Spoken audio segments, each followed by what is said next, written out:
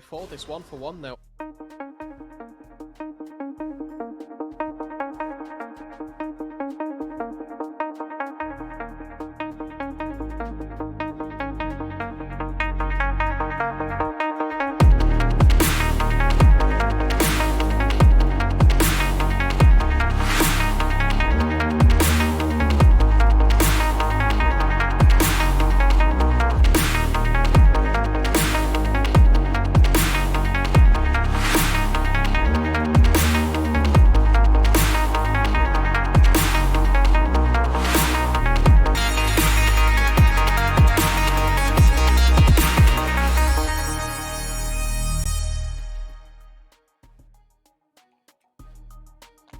Alrighty, we are back in it because that is not all we have to deliver today. Of course, if you guys were curious about some of the stats that popped up there, 100 Thieves is still in their matchup right now. They had just a little bit of a delay, so of course we'll kind of keep you guys updated on what's going on there, but we really mostly care about what's going on here, especially given the amazing matchup that we just saw between Golden Guardians Academy and University of California Irvine Esports. Of course, my name is Jolly. I am your play-by-play.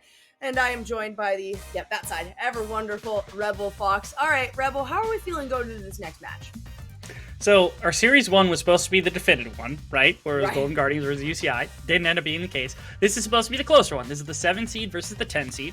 Wildcard, I think, coming in was predicted to be, I think there were 4 seed coming into the actual full tournament altogether. Or 3 seed. They might have even been as high as the 3 seed, which wasn't unexpected, right? They were bringing in pieces like Alarim, they were bringing in Griffin, they had Strumpus come in, they had Rhino join, and then they had Minwi, who was a player on Wildcard previously that was a very talented ADC that they wanted a bunch of faith in. They ended up 3-2. They lost to Dare, I believe was one of the teams that they had lost to, which was a tough loss, and it put them in a position where they're slightly lower seed than I think they would have wanted to be previously inside of the tournament. Now playing against Bay State, who's been surging relatively greatly. Like, their roster has been built exactly where it's needed to be for the last couple of years, and they're looking finally on point. I've been waiting for the longest time for Bay State to finally pop up because this roster has been insane for way too long, and finally the results seem to be coming through. Yeah, and we've got, a lot of really strong players here. I think, you've been talking about Brain. We obviously know Sofa Sage. Serenok, to be honest, is probably one of the big ones, and that's just because I'm trying not to just talk about DMK, to be like, this is just such a good player. So as we take a quick look, of course, at these groups, they are best of 3. It's single elimination down in the bottom half bracket, so I believe we've got double elimination that we're facing here towards the top side. But of course, Wildcard Gaming going against Bay State Maroon on the Academy side after Ambition and 100 Thieves next finish up their match. It's going to be no team up against Radiance, which was honestly, when it comes to the predictions, the one by far that was the most contentious. Wildcard, I think Bay State had one single vote in, right? And before the match with UCI, I've said it multiple times already, I sincerely thought that Wildcard and Bay State was going to be the closest matchup, and after what we just saw, I cannot anticipate any other games being so close, because each of them went to about 30 minutes, right? Even that last match went to the final 30 minutes, and it was really just such a back and forth, a ping pong kind of game of gold advantages, gold leads, objective advantages, objective leads, that kind of thing. So very excited to go into this one, and if they feel the need to team fight the whole game, that's fine. All right, I'm already in the zone, so we'll have to see if they come out the gates running in the same manner that both UCI and Golden Guardians Academy did, or if they take a little bit more trepidation moving forward onto this one in an attempt to not kind of let anything falter or fall out of their hands. I'm really excited for this matchup. I've heard so much about Minwi. I got to watch Minwi when he was not only on Wildcard, but even afterwards in the UPL and a number of different places on AoE squads and things like that. And I've been impressed.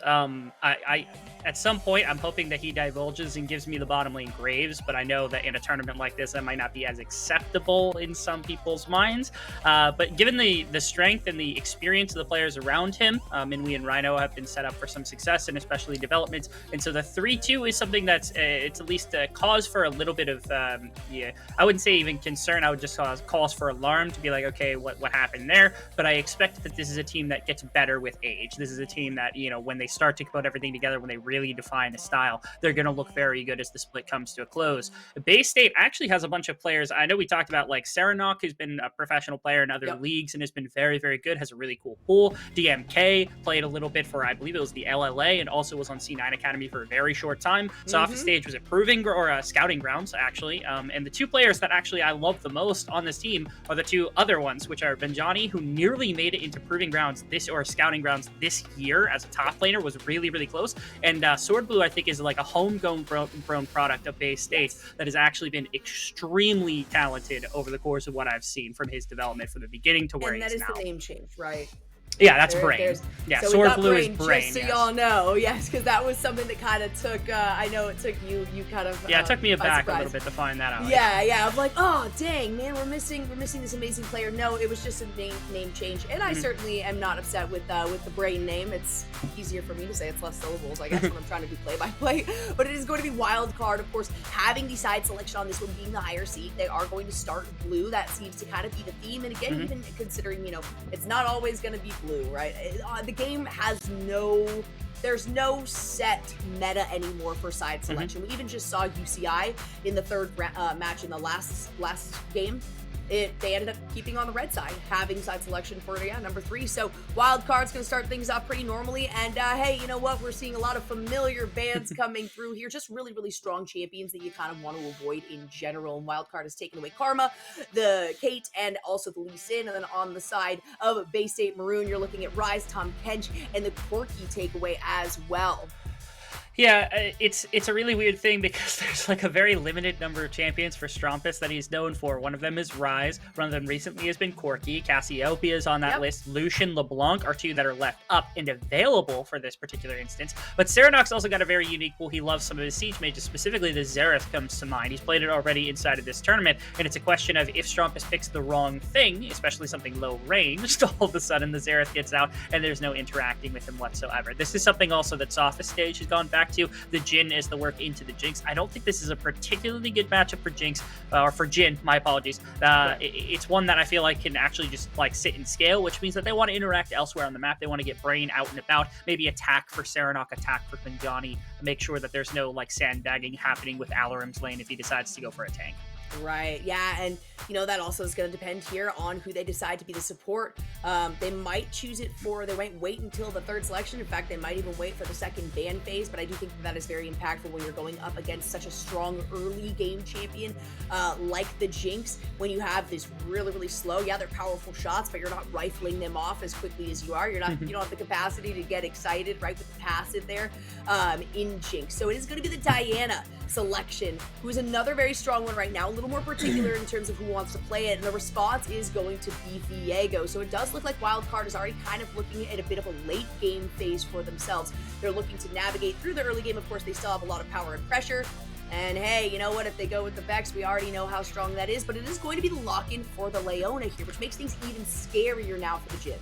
So noticeably also, I want to point out the fact that typically Rhino's actually the starting support for Wildcard, but they've taken their Wildcard aces, their backup team, well, not backup team, they're technically at the same level, but in all essence, their sister team's support in Pocus, which is a substitution that I think is at least worth noting, given that this team, they had, a different starting lineup from what we saw last week to this week, where now Pocus is going to be in with Minwi. Whether or not that changes a bunch is a question at least to be held, as to, the focus in this bottom lane being kind of the late game hyper carry type setup for Minwi, especially with the Jinx. Having a new support might change the way that things kind of feel. Yeah, for sure. And that's, a big player too, right? That you're kind of not replacing at all here, because the expectation is that this is what we were given as the roster and the lineup for what we're going forward through. But that means that you got a lot, not even pressure. You've got a lot of confidence in the team. That's how I want to put it. It doesn't really have to do with, following up or anything like that, or kind of covering the place of. But I do like the fact that we are seeing a couple of these adjustments. And man, Wildcard, they're really fielding just such a strong team of veterans. And I think that that's what we're seeing a lot of in terms of the differences between a lot of these teams. Bay State, on the other hand, actually has a considerable amount of veterans themselves. So with UCI, where we were kind of commending the fact that they've got these new freshman players, they've got some fresh faces who really have only been playing league competitively maybe throughout 2021 and now going into 2022. Now, these are players that have been in the field for a long time, and so I'm very curious to see how each of them decides to play it out. Again, if they're going in hot and heavy, if they want to go in with a little bit of trepidation, but again, just based on really the selections that they've got here, the compositions, it does seem like, sure, if they can find a nice little catch out, then they're going to take advantage of it, but these are feeling like slightly later game, late stage team comps.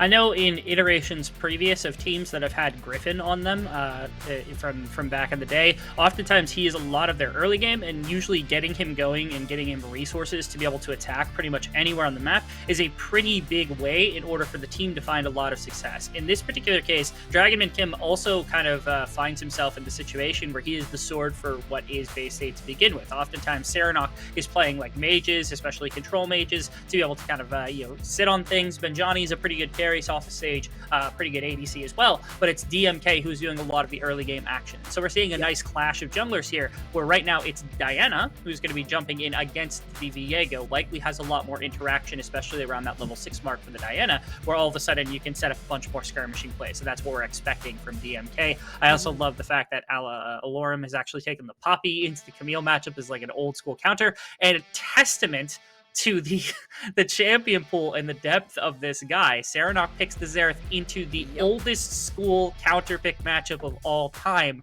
perhaps even predating League of Legends itself, Azir into Xerath.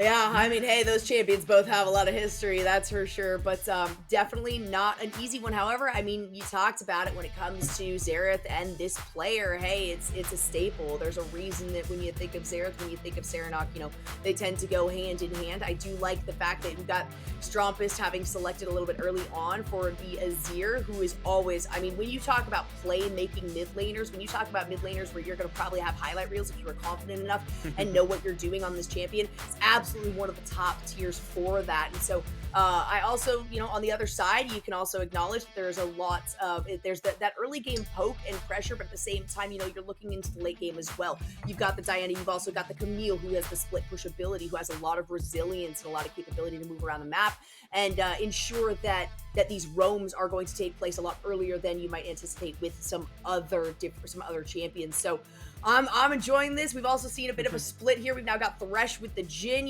Recently we've been seeing a lot of, if we get the Caitlyn to come through, Caitlyn Thresh, Jinx Thresh, that kind of thing, so that you can kind of layer the traps behind. But that still is an opportunity because you get the hook, you get the death sentence, and you can follow it up with the deadly flourish as well. So there is still kind of that chain link. Or that link of crowd control that is really, really pivotal into getting a lot of pressure towards the early part of these games on the bottom side of the map. I'm hoping also we get the interaction between Xerath and Jhin where, you hit somebody with a key from Xerath, then he hits the Deadly Flourish, and that's the W, and then both ultimates are propped, and they're rooted in place, which is kind of insane. So, on the opposite side, I feel like there's a champion that throws just a complete mess of everything against Bay State's composition. They've got divers in a couple of different places between the Diana and the Camille to help set up what is a bit more range coming out of this team, assumably looking to set up damage from a little bit further out before kind of closing in with the Diana and the Camille. But Poppy really throws a wrench into that type of game plan, not only because of the W, but the ultimate being able to split up your frontliners or even take one of the frontliners completely out of the fight means that there's nobody defending for the Xerath, nobody defending for the Jhin, and it forces more defensive positioning. And that's where, okay, Pocus, if he's able to get into the back line, Griffin with the ultimate, or even Strompist getting there is going to be enough to really kind of throw things for a loop. So you paying attention to where Alorum is inside of a fight, being able to counteract where he's going and ensuring that that's not going to be so detrimental to kick out either one of your frontliners is huge for Bay State. I also think, kind of throwing an additional wrench, maybe, one of those little baby wrenches. kind of throwing an additional wrench in that vein is the Leona too. Really allowing accessibility for your team to get into the back line, for your team to either continue a fight or attempt to disengage from a fight, but really they already have so many disengagements if they need them, right? This is a team where Wildcard, if they don't want to be part of a fight, they won't be part of a fight. You've got the ultimate coming from Strompus. You've got the ultimate coming from Lorem. You've got the ultimate as well, the solar flare coming from this Leona. And so there's so many opportunities for you to just say, nope, I'm not having any of that, or the exact opposite of, we are initiating, and there's not a lot that you can do about it. And that's definitely the case. This is on the side of Bay State. You know, if they are initiating with things like the Camille, with things like the Thresh, with things like the Diana, it's a full commitment. And there's so much capability for Wildcard here to say, all right, you are initiating, you are engaging first, cool. You're the only one that's going to be capable of doing that. I'm excited to see how team fights play out.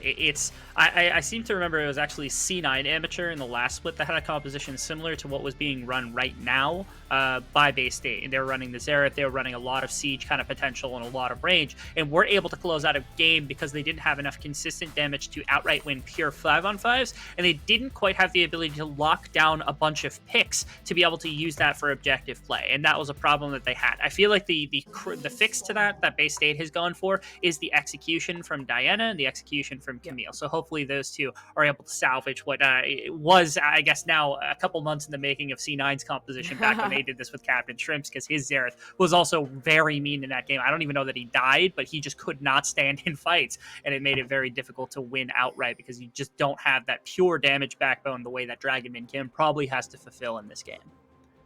Right, and you know, that is for both of these teams, really, it's going to take a little bit of time in this game. It does give both of them kind of opportunities. Sure, if you get that early game pressure, that means that that late game that you are searching for, that you're striving to get as quickly as possible, is going to do just that, going to appear sooner. And that is absolutely a possibility to really just shut the other team down from reaching that. So at this point, that's kind of what I see this game is going to be, is taking opportunities of maybe mistakes that have been made, but at the same time, not going too far out of your way to try to find a successful fight, because you're trying to lead yourself up for the second half, and you do not want the other team to hit that point before you do. Interesting. Benjani, I think, was just poking his head in for a little bit of information. I was thinking he was going to turn in and maybe just like immediately start auto-attacking the Poppy, because back in the day when Poppy was a popular top laner, Trundle was a really popular counter pick because A, there's no dashes to deny, and B, he just auto her to death. There is nothing you can do. And that's kind of what Camille does before the hook shot is available. So, but not going to take that testament. Instead, he's just getting information to help out DMK to the best of his abilities. Hopefully also can avoid that raptor pit as well, because there's a ward right there to be able to prove the path is going down towards the bottom side, which would give wildcard aces enough information to be able to stop any sort of bot side shenanigans with a gank, to help out their Jhin and their Thresh in this laning phase, shut down the Jinx at all. Yep, that's definitely something they're striving for. But again, you know, it's kind of it's a slow-paced game. It's going to likely be a slow-paced game. There's an opportunity for Brain there to try to throw a death sentence out. It was not taken. It's just going to be pretty standard rotations as well here for the junglers. No invades, nothing crazy. And sure, that might have to do a lot with teams, but I do think, our composition here is really just going to set for it. We do have some pings coming out, though, here from the River Griffin. Having the faster clear is going to navigate up, and the pings are moving back towards the Raptor pit. No, it's towards that blue buff that is instantly taken away. This is still an opportunity as two other members from the bottom side, Wildcard, come up to try to assist here, because DMK is relatively low, but nothing will come of it thanks to the presence of those Bay State members also moving upward. Yeah, Minwi and Bokus actually were able to wrestle away control, despite the fact that you have the Jhin and the Thresh, so you have a double ranged bottom lane. They don't have the greatest of wave control to kick things off, especially when you don't go for like Doran's or Longsword and you go for boots. It's a typical build, but it means that you don't have as much kind of immediate damage to work with the minions. And so the Jinx and the Leona, they're able to leverage that. They get the communication from Griffin. They say, we're going for an invade, and you steal away a single Gromp. It's not a massive play, but it's a little bit just to take some of the wind out of the sails from DMK, get a little bit out of one of their more kind of important members, again, for helping cap a lot of this extended damage. But DMK doesn't like that very much, and so he's going to wander his way to the bottom side. Yeah, a success is still a success. It doesn't have to be the biggest or the best, right? And that's what they're going to take from it. If you can get a little bit of a grump, if you can get a bite of something out of the enemy jungle, it's worthwhile. And it wasn't really much wasted time or anything like that coming out of Griffin. It is going to be Brain who gets locked down here. The Deadly Flourish is going to miss. DMK decides, I don't need to return here. It's actually going to be a further engage onto Manui, but the first blood was picked up here by that member for Wildcard. Down comes Griffin, potentially, is the speed. A flash forward. The Zenith Blade comes through. These are level 3 members, Dre. DMK, you are going to go down. It just depends on who's able to get the hit here. Manui, a little bit too far forward, couldn't risk it, so Griffin takes the opportunity to flash forward and pick up the second kill of the game and 4th team. Really, really good stuff from Wildcard. I think right there, Bay State may have been trying to communicate that Brain was going to bait in the 2 members to try to get DMK there fast enough, and it didn't seem like it was quite fast enough to be able to collapse on the member that they wanted to, because they wanted to kill Minwi in that progress, standing forwards, getting that kill down onto the Thresh very quickly, getting the first blood, and not even able to trade back because of how far back that Minwi was able to position without even burning the flash, and then getting the re-engagement out from Griffin. That's a massive catch. It kind of throws a lot under the bus here for the side of Bay State, just because they lose not only their jungler, who is down in farm and down quite a bit in terms of gold and pressure that's been applied by Griffin, but also Minwi, one of these big young members that they put a lot of faith into on Wildcard, that's gotten ahead early. When they've found their success in this tournament, oftentimes you can attribute it to the bot lane doing pretty well. Oh, yeah, and really Jinx right now is one of those where, kind of touching back on what I was talking about a little bit ago before any of these fights started out, the faster you can force your way into late game, the better off you are. And when Jinx gets an early lead, it is really, it's her passive. Once she gets started, it's hard to calm her down, right? It's like getting excited as a champion itself once you're able to put a little bit of gold in your pockets. And now you're looking at 6 minutes into this, already 150 gold bounty on the head of Manui. It doesn't even matter that they're down 10 CS at this point, increasing as Surface Sage makes their way back to the bottom lane first. Still, doesn't even matter. This is a champion who's going to keep pressure on your bottom lane. When you are Jhin and Thresh, you can't really stand up against this. You can anticipate that you're going to be spending quite a bit of time under your own tower just trying to fend off minions. There's not going to be too much outright pressure from the Leona as long as Brain is playing properly here. That's kind of the idea. And then when it comes to roaming pressure, again, they should be able to match. It just means that now, if their intention was to shut Minwi out of the game by just denying any gold income, they've already failed at that task, and it's a rough task to try to fail at. As long as the CS is kept up by him, this early game is going to be a massive play. Great ultimate from Strongest. Nothing can be done right there. Griffin really showing off why they're one of the top tier junglers in the scene in general. Sure, Flash was expended, but it was absolutely worthwhile because they also got the Flash taken away from Serenok right there. So it ends up being a trade and an advantage in the kill, and now about a 2k gold lead. This cannot be the easiest thing in the world for Strumpus to have accomplished right here. Baiting him in and then using the E by just getting a little bit closer. The Q and the flash ultimate, predicting that Serenok was going to flash. Yeah, the reason this matchup is usually so good for Xerath is because of how far back you can actually stand without being interacted with by Azir. And your damage is just too much to really wave clear against if you're the Azir as well. But in this matchup, Strumpus well-versed, able to have that big ultimate to be able to shove him into Griffin and set up his jungler to find a kill into the Siege Mage. DMK is going to be able to pick up the first dragon of the game as well. Again, it's about a 2,000 gold lead, which is pretty decent considering how far into this game we are. That's a nice opportunity for Pocus to try to hit the back line here. Brain taking a bit of damage. The death sentence is going to follow through. It's forcing a flash out. Out comes the ultimate from Serenok in the mid side of that. Means the Pocus is going to go down, but it's going to be DMK who actually picks that one up. Thanks for the assist, though, from the mid side there, Serenok. Griffin now recognizing the split here. Not much that can be done. DMK will go down. It's a forced flash here out of Surface Sage. Serenok is on the way, but it might be too late. Apparently, not. It still is going to land there. Manui flashing away or over that one and likely will make it out of this one alive, even though they're in a dangerous situation. Too bad the ultimate's not available, but you know whose is the curtain call coming through, and there it is, beautifully done. Surface Sage at least finds a little bit of reconciliation right there.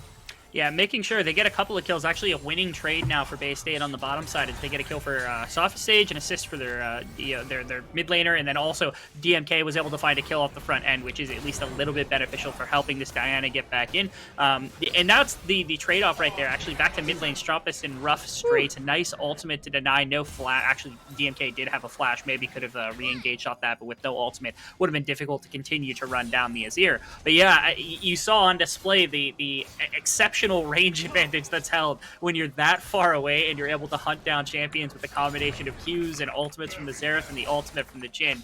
There's basically no running from this team if they've got vision of you. Exactly, and that's part of what I was talking about. And this isn't even, this isn't even the late game stage yet for these guys. This is pre-level 6, as we can see as we take a look at the replay. We do. Back into the bottom side, we're getting, I mean, Pocus was just dropped. It was really good. DMK finding the kill. I think more beneficial than the Xerath grabbing it. And then you see this re-engage. Griffin was hiding in the shadow, able to get the execute before the ultimate had come out from DMK, so wasn't able to get anything more. But it's the collapse, actually. Brain played that really well. The hook combined with the flay underneath the tower forced Griffin way too far, and the flash got him out of any real danger. The slow, unfortunately, kept Minwi within range of Serenok, even though he stepped on the trap line. And again, the range advantage, what do you do here? One of them had to die, almost certainly. They had vision of Griffin the entire time. He could have probably dodged down and forced Minwi to take that shot if he really wanted to. Not wanting to give away the shutdown gold, though, really helpful.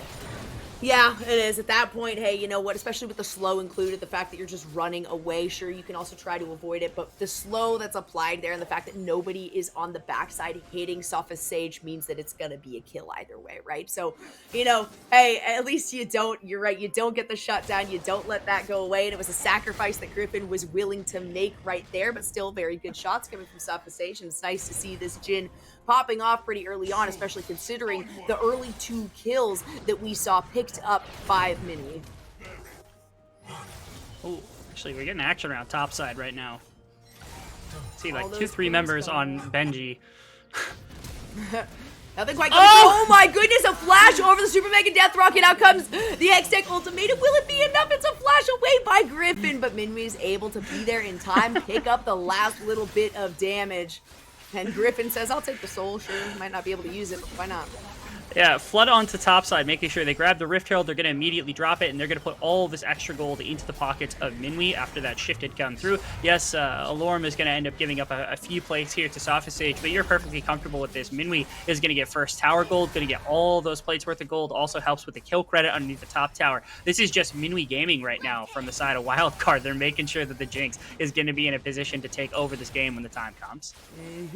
That's exactly what they need, exactly what they want, and still not a single death there on the side of Minwi. So while it is 5-2, it's 3K gold differential, and that definitely has to do with the fact that you've got a tower already down with 2.5 minutes minimum were still left on the plates there. Now they're going in for another aggression here. DMK has to flash over the wall to escape these 3 members of Wildcard, and that's a big part of it. We were talking about the roam before this match started, Rebel, and it was pedal to the metal going just for that hitting. It's not even hitting the late game. It's hitting just the capacity and the ability to have multiple members roam around the rift without having to worry about, potentially losing a tower, losing out on a bunch of gold, putting yourselves in a dangerous position to where the enemy team can react to it. It's Wildcard in full control and, completely forcing reactive plays out of Bay State.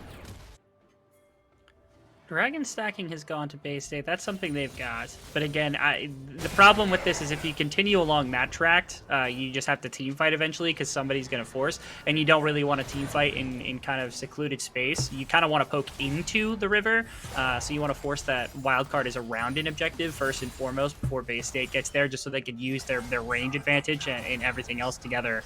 But this is going to be a problem for them if they just continue to give up dragons, because that means the control of objectives is going way over to Wildcard. They also take it much faster because most of their consistent damage is in their top and in their jungle. They don't have like that standard marksman like the Jinx or something else along those lines. Jhin is capable of taking objectives, right? But it's not the heaviest of DPS to be able to full take the way that another champion might be able to. So there is that as well. That again, this is a bit of a difficult composition to find a bunch of grounding with, especially a 2,000 gold down when Jinx is about. Still not a huge goal differential, but this is getting to the point where really it's just objective control. We do have a bit of a pause. We'll come back to that, of course, as soon as we resolve this player issue that we're coming through. But for game number 1, I keep touching on the fact it's not a huge goal differential, right? There's only one tower down, but at the same time, it really definitely feels like, I mean, it is a grip that is held here right now by Wildcard, and it's up to Bay State to just try to loosen that out, and it's so difficult to do that when you have so much prowess within these players. People who are not only veterans in the scene, but who have played together as well. You know, a lot of these, or some of these players have played together for quite a while now, so they already kind of have that cohesion that some of these other teams are really striving for or working towards, trying to iron out within themselves. And so, you know, it does seem like a lot of the damage, like you mentioned a little bit ago, Rebel, is that it's towards the Camille, it's towards the Diana, right? It's towards the top half of this map, and those are probably the champions that have been shut down, or the members that have been shut down by far the most so far in this game. So when it comes to kind of a saving grace, where is that within Bay State right now?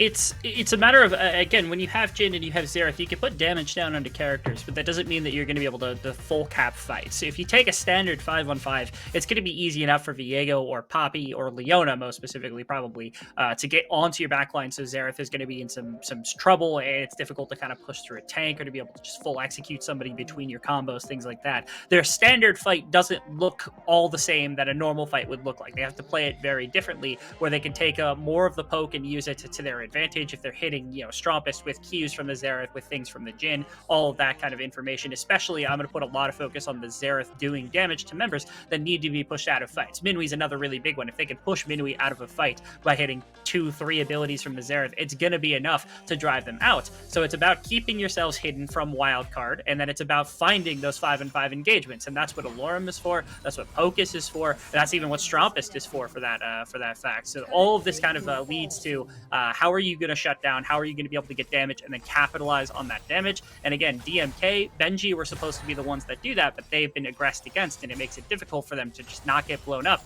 when they try to capitalize on poke damage that's been put down from Serenok. It's slowly slipping out of the hands of Bay State because, again, they can't contest in the same ways that a standard composition might. Yep. It's not even looking at the numbers and the statistics now at this point, too. It is that kind of question. You hope that they have this decisive voice on their team right now. You know, I haven't really talked a ton with Bay State regarding this team and regarding who's doing the shot calling, who is primarily, you know, being the voice of this team. And do they have confidence, I guess, for the rest of the team to actually follow up these calls? It looks like they found themselves a pretty solid one. Out comes the Solar Flare. It's a flash over the box, and it's actually going to be Minwi with the Super Mega Death Rocket that finds the kill. They're going to be able to follow it up. Sophist Sage finds the one. Minwi very, very low here. It's going to be the Hextech Ultimatum that comes out. Benjani finds one kill to resolve things a little bit more and kind of even this up, in fact, push it towards their favor, and now it's going to be another initiation right here. So right as I say it, they tied up the fight. It's going to be responded to here by Wildcard. There's going to be a nice night.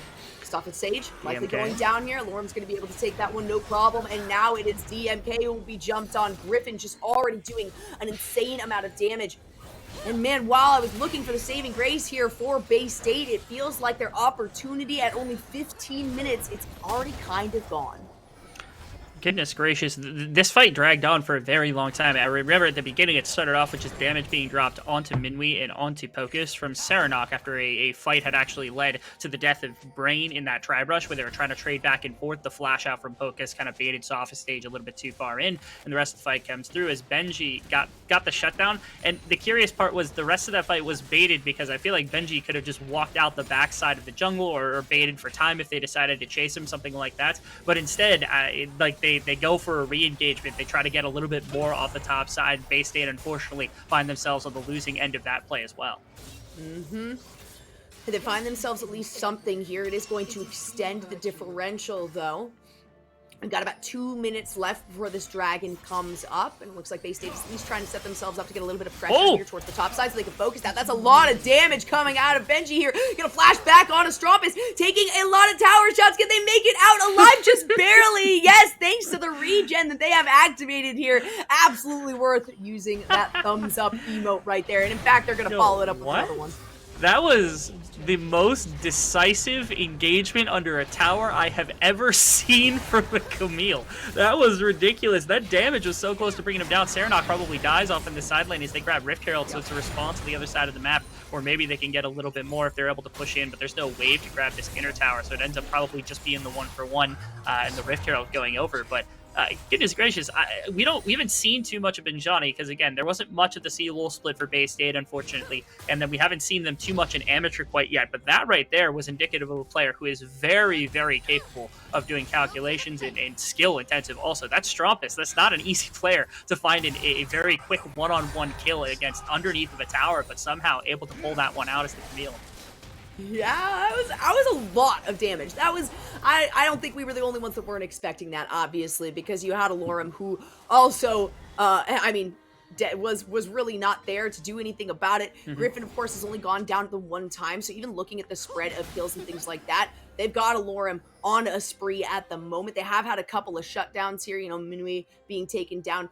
And even though this gold lead is still just barely growing, it doesn't quite replicate or really do a good job of representing just how far ahead Wildcard are in the positioning, in their ability to execute what their composition is actually made for. And now we can see Benjani caught out here in the jungle. Lorem ends up changing face right here. Out comes Super Mega Death Rocket on top of that Hextech ultimatum, but it's not going to be enough. The death sentence on top of it means that DMK is absolutely not going to have an opportunity to get out of here. And now you got Stop the Stage, Brain, and Serenok kind of stuck between this first and second tower in the mid lane. Again, full control here being held by Wildcard. Right there on two different fronts, finding Benjani and then also Dragon and Kim, trying to find something with the ultimate from Diana or trying to find some semblance of an engagement. Got stuck up and unfortunately couldn't take the Thresh Lantern out, so that's more capitalization from Wildcard. The Poppy pick, by the way, going crazy right now. I know he tends to go for a little bit more of this damaging build, but right now Lorem is just executing people when he's able to put them into a wall, and Minui finding an additional kill is really big as well. Ultimate just barely mistimed, and that's gonna deny at least a little bit.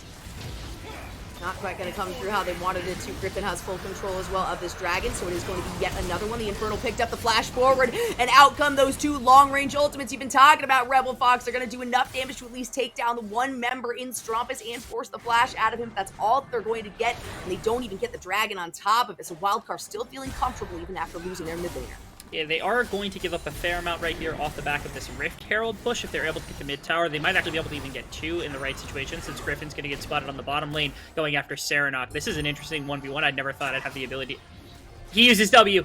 Oh my goodness, no way! It's going to be Serenok out of there just fine. Doesn't matter how good you are, Griffin. You can't do enough damage to take down Serenok from 100% to 0 in the time of a TP.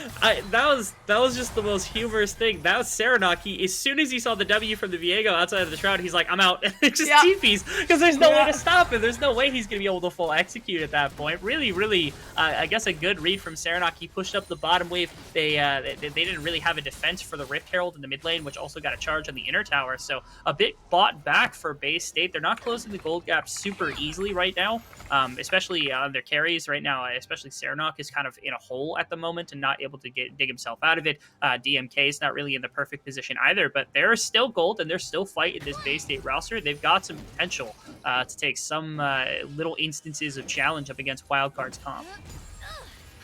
Absolutely. There's potential. They have a tower, right? That is a big deal. That's one of those things where if you're at 20 minutes in and you're only 2 towers down, that's actually not that huge. The 4K differential, not that massive. Oh my goodness, it was a great attempt by Brain right there for the death sentence. It didn't come through, and now Brain is separated from the rest of the team.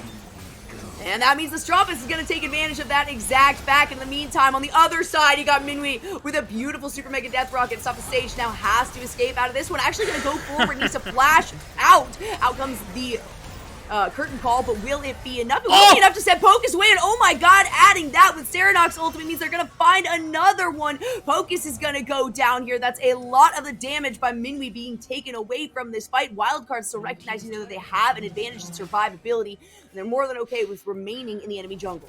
This is something that needs to be considered from Wildcard Gaming, is that, again, if you drop 2 long-range ultimates, especially Serenok's ultimate, it doesn't take more than maybe 2 shots, an absolute maximum 3 shots, to just outright kill Minui, especially if he took damage beforehand. Sophist Stage got really aggressive with the Gale Force and the crit shot that dropped him below 40% health, and all that Serenok needed to do was hit 1 solid shot at the tail end or over the course of the 4 ultimate shots, and that's it. Minui feels super pressured to just constantly be positioning very quickly. Went for the Gale Force to help out with the dodging, but again, this is the real threat of the Bay State composition when they can land something like that, or even better, again, if you land some of this poke damage and DMK or Benji can get on top of you, you just die. And if that threat is removed, I mean, there's still more members behind it, right? Strumpus is still pretty powerful, Griffin is still pretty powerful, or will be as the game continues. But removing these threats without really having to put yourself in danger at all is where Bay State thrives.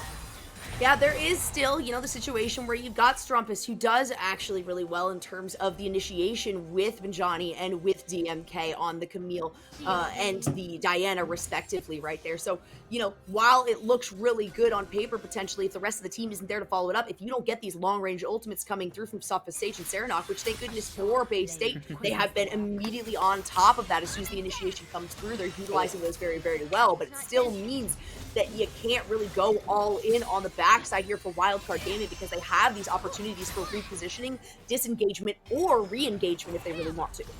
Yeah, I think Strumpus ultimate in this particular case is actually best used as a disengage. It's usually I would consider this to be a pretty solid pick into the Camille and the Diana. My one problem with it is, like, if Strumpus takes an ult shot, it doesn't matter if he presses the ultimate, he's just going to get one tapped when either of those two dash in as it is. Right. If it's not the case, and he did not take any damage, it's a perfect way to disengage and prevent anyone from jumping in. And now all of a sudden, if you've burnt your long-range ultimates and your short-range ultimates attempting to kill somebody and Strumpus has denied you, you have no bones to stand with. Your house is going to fall over. And that's kind of the idea. Wildcard's got a lot of options with the way that they've drafted their composition to play a lot more versatily than what Bay State is going for. Bay State's kind of like, they've got a hammer and they're looking for nails right now. Wildcard's got a whole Swiss Army knife, and that's pretty nice. Yeah, they've got a toolbox, and it's all in one nice little easy convenient spot to be folded within and without. And the adaptability, too, of this team in general, not even considering the composition just within the players, is huge. Griffin is going to be caught out here. Out comes the Hextech Ultimatum, but it's actually flashed around, or no, sorry, that was the box, and it's actually flashed around right there. That's kind of confusing. Those they do look, they are similar, but just in terms of the color and the shape, I suppose. But I was never very good at geometry, so we're gonna have to see if Benjani is able to actually commit to this one. They are, but Pocus is gonna be the one that's aggressed on a flash away to get out of the shots from the curtain call. Benjani, being that frontliner, now has to leave the fight, had to flash away from that, and that means it's gonna be easy pickings here for the Infernal Dragon and Soul Point for Wildcard Gaming. Serenok's going to try to say something about it. There are some low members here, but unfortunately probably just not going to be able to steal. They might go for a fight afterwards, especially if Wildcard actually infringe upon their territory. Benjani's back in this fight. There it is. The teleport was huge. A little stall there on the hook shot to avoid actually getting hit by the Emperor's Divide. Lorem now is going to be the target, but is capable of doing so much damage because these members of Bay State are very, very low. And out comes finally the Hextech Ultimatum, and Johnny manages to take down the one. Now Griffin is the last one alive. Can they find the kill before going down? No, it's going to be a quadra kill going over to Sophos Sage. And what seemed impossible is now very, very possible and proven to us by Bay State themselves. Oh, it would have been electrifying to see the dodge on that wall, but unfortunately the hookshot didn't go over. But the important part was there was no way to dislodge the melee members from actually getting into place. This whole time, Sophos Sage is dropping damage. You've got Serenok dropping damage. He never used his ultimate this entire time, did Serenok, and nobody could ever really contest the backline, right? Griffin wasn't high enough health. Strumpus wasn't able to find a really good slide angle for anything like that. And it meant you could just keep throwing damage in, which is why the re-engagement, I think, really is an amazing situation here, because they've got damage and they've got more than enough to work with. You can see Sophos Sage finds the kill on Minwi, and now the turn is just going to be really preposterous to think of in the first place, and they can't focus down the right targets in any situation. DMK does a good job just stalling in the front line and buying time for the damage dealers to just do what they need to do. One person at a time. They're focusing with Jin and Xerath as a combination, and the frontliners are just sitting there tanking damage as best they need to, whether it's Benjani, whether it's DMK, or whether it's Brain. Yeah, that is the ideal peel that you want as a Jin here. And we saw just that. We even saw the re-initiation there by Serenok too, to kind of just try to even more so take the front line away for taking the aggression away from Sophos Sage, and that worked out perfectly. Now Wildcard needs to kind of reevaluate, hey, we definitely did mess that up. That was a bit of a mistake by us, focusing so much on Benjani, focusing so much on DMK, and that just allows Sophos Sage to do exactly what his job is: sit back, pop shots off, and get multi-kills.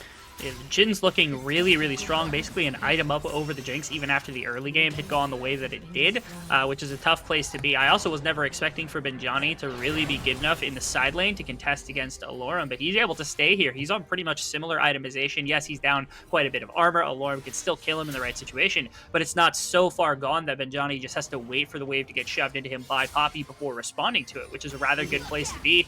Bay State's held on, respectively. The one problem they've got is, again, the Infernal Soul, and especially the control of the Dragon Pit for generating a 5-on-5 team fight. Wildcard has got that control in their back pocket. They've got the ability to go for that Mountain Soul, or that Infernal Soul, my apologies, and that is something that you have to consider being a massive win condition, because if they snag that with a Jinx, snag that with an Azir, this composition's so hard to try to deal with if they get even close to your backline. They do have some good opportunities, of course, with those long-range ultimates, right? To try to get as much damage down as possible, to try to steal it themselves. Sure, maybe they don't have the Super Mega Death Rocket for that big explosive execution on it, but they do have some good range. So even if it is a situation where Wildcard Gaming says, hey, we've got full control of this, if they can sneak a little bit of vision in, if they can send something over so that they can maintain sight on how low the health of that dragon is getting, it's not like all is lost right here.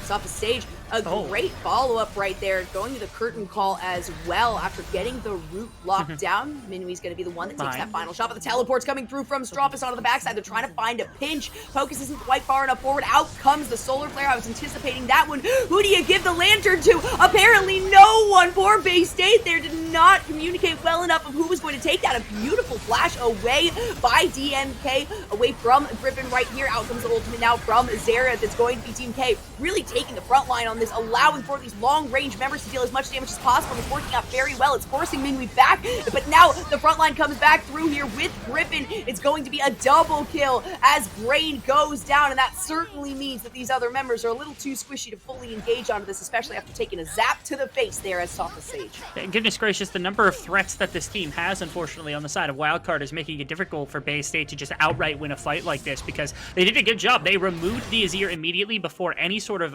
disruption could be caused by the Emperor's Divide, anything like that. That was the immediate removal. And without a tank in your front line, you're basically hoping that the Poppy and that the Viego are going to be able to front line for Minwi. Minwi got shoved out by Serenok's ultimate as well. Almost went down to Serenok's ultimate outright, but it didn't matter because Griffin still has enough damage. Alorum still has enough damage on the front line to be able to bully down the frontliners and anybody else on Bay State that they come in contact with. And so this Jhin and this Xerath are playing so far back, they're not really getting a bunch of interaction with those champions. Griffin's not able to hit them really for the most part in those kinds of situations. When you get down to just like the 2v2, 3v3, those two champions are never really going to have a chance to contest against what the Viego's been able to do. So again, the number of threats really going up against Bay State, they got to find ways to pick off every single member. And this is their attempt here. They don't want to allow the Dragon Soul to go over. Out comes the Emperor's Divide just to send Benjani away, but that's a lot of damage coming out of Minwi thanks to the ultimate. The Hextech Ultimatum also on the backside on Strompus. Forces out a flash, but hey, you got a hook shot to follow it up. That means that Benjani is going to find a very successful fight right there. It is the Dragon Soul that gets picked up by Wildcard Gaming, but how much did they sacrifice to get that as Serenok finds yet another kill with the ultimate thanks to the right of the Arcane. Griffin barely able to get out alive thanks to that temporary speed boost. But hey, you know what? Bay State doing an incredible job of adapting very quickly. This is a really weird situation because Bay State kind of wins that fight. They take the Baron buff here, which gives them a bit of a gold advantage to work with. And they lost the Infernal Soul, which usually feels like something that would it would be super detrimental. It would be like, okay, that is just an instant win for this team. Almost certainly, like 90% of the time, this is going to look like a very winning situation unless you just throw. But right here, I mean, most of the time, if you're not getting damage onto soft stage of Serenok during the course of a fight, the Infernal Soul means basically nothing anyway. So, like, it's a really weird interaction where the Infernal Soul actually might not have too much of an impact. Now, if a fight actually does go their way, where they get an engagement into the back line, Bay State are done. The game is probably over because the Infernal Soul is going to rip through them like butter. But, I mean, if they continue the way that they have for the last couple of minutes where they've been able to keep spacing and not really let anyone infringe upon their backline, there's real potential that this ends up not mattering. Yeah. And the Baron definitely helps them. They need to try to get this pressure, right? It's going to help Benjani, who excels on this Camille at split pushing, at side laning. And Sopha Sage, even though we have found him in kind of some sticky situations, the reaction time of the rest of the team, the support of not just the support, but everybody else here wanting to keep this member alive. A 700 gold bounty is not something that you want to hand over to Wildcard Gaming so they can add more damage to their already very damage-heavy team, again, on top of having that Infernal Soul. And so I've got to commend Bay State very, very much so for showing a lot of improvement just in the last, like, 10 minutes. It has been pretty massive. They're rotating around with this Baron buff just to pull as much as they can off the back end of it. That is a single W. It wasn't even a middle W. And that's Strumpus, who's going to be in real dire straits. Minwi actually got in the way. There it is. Down. Hey, if the curtain call doesn't work, you've still got Right of the Arcane, right? I mean, there's so much potential here, and I think the recognition has come through that that was winning so many fights for Bay State, or at least getting them a little bit of recompense if they have gone down or if they need to find some long-range damage. It makes it a lot more difficult for Wildcard to find the engagements that they are looking for. This is kind of incredible. They're playing this really heavy siege composition in such a very well-refined way. It's a very unique style, mostly to Bay State. There aren't a bunch of other teams that can actually execute a composition like this, but they're doing it with great aplomb. I want to give props to a number of members, because Sopha Sage, it's been a while. I don't actually know that we've seen him on any real amateur teams ever since he was even in scouting grounds, and I saw his name over a year ago on the roster for Bay State and ended up not playing, and I was like, okay, that kind of sucks, because I really like Sopha Sage. I thought he was great. And here he is showing up big time on the Bay State roster. Let's see if somebody can finally be taken down with the ultimate Super Mega Death Rocket does come out. The box does come out, but that's going to be the first member to actually lose the Baron buff here on the side of Bay State. Sopha Sage is going to clear up their own jungle to prevent Griffin from taking any more than he already wants. But my goodness, the amount of pressure they were able to make, that was a huge Baron play, right? That was way bigger than I ever expected, let alone, you know, expecting them to get the Baron is one thing, but to be able to open up the base so wide, to be able to take down not just like 3 towers, but also 2 inhibitors on top of it. Things have completely swapped around. And it's still only 3 towers. Oh my goodness, look at the damage coming out. Hey, the curtain call maybe not necessary. You at least got your assists there. That's what you wanted from that Sopha Sage. But holy cow, you got Infernal Dragon. You got now a change over, the Infernal Soul. It doesn't even matter. You got to switch over in the gold differential. It's back in the hands of Bay State, or pretty definitely now, or definitively in the hands of Bay State. And it's up to Wildcard to shut them down. A flash away from the Solar player is going to be great for Sopha Sage. Johnny now trying to take this front line here. It will be a lot of beautiful stopwatch right there. Griffin is going to find the shutdown. Gonna follow it up with another attempt right there. It's great to get the hook shot.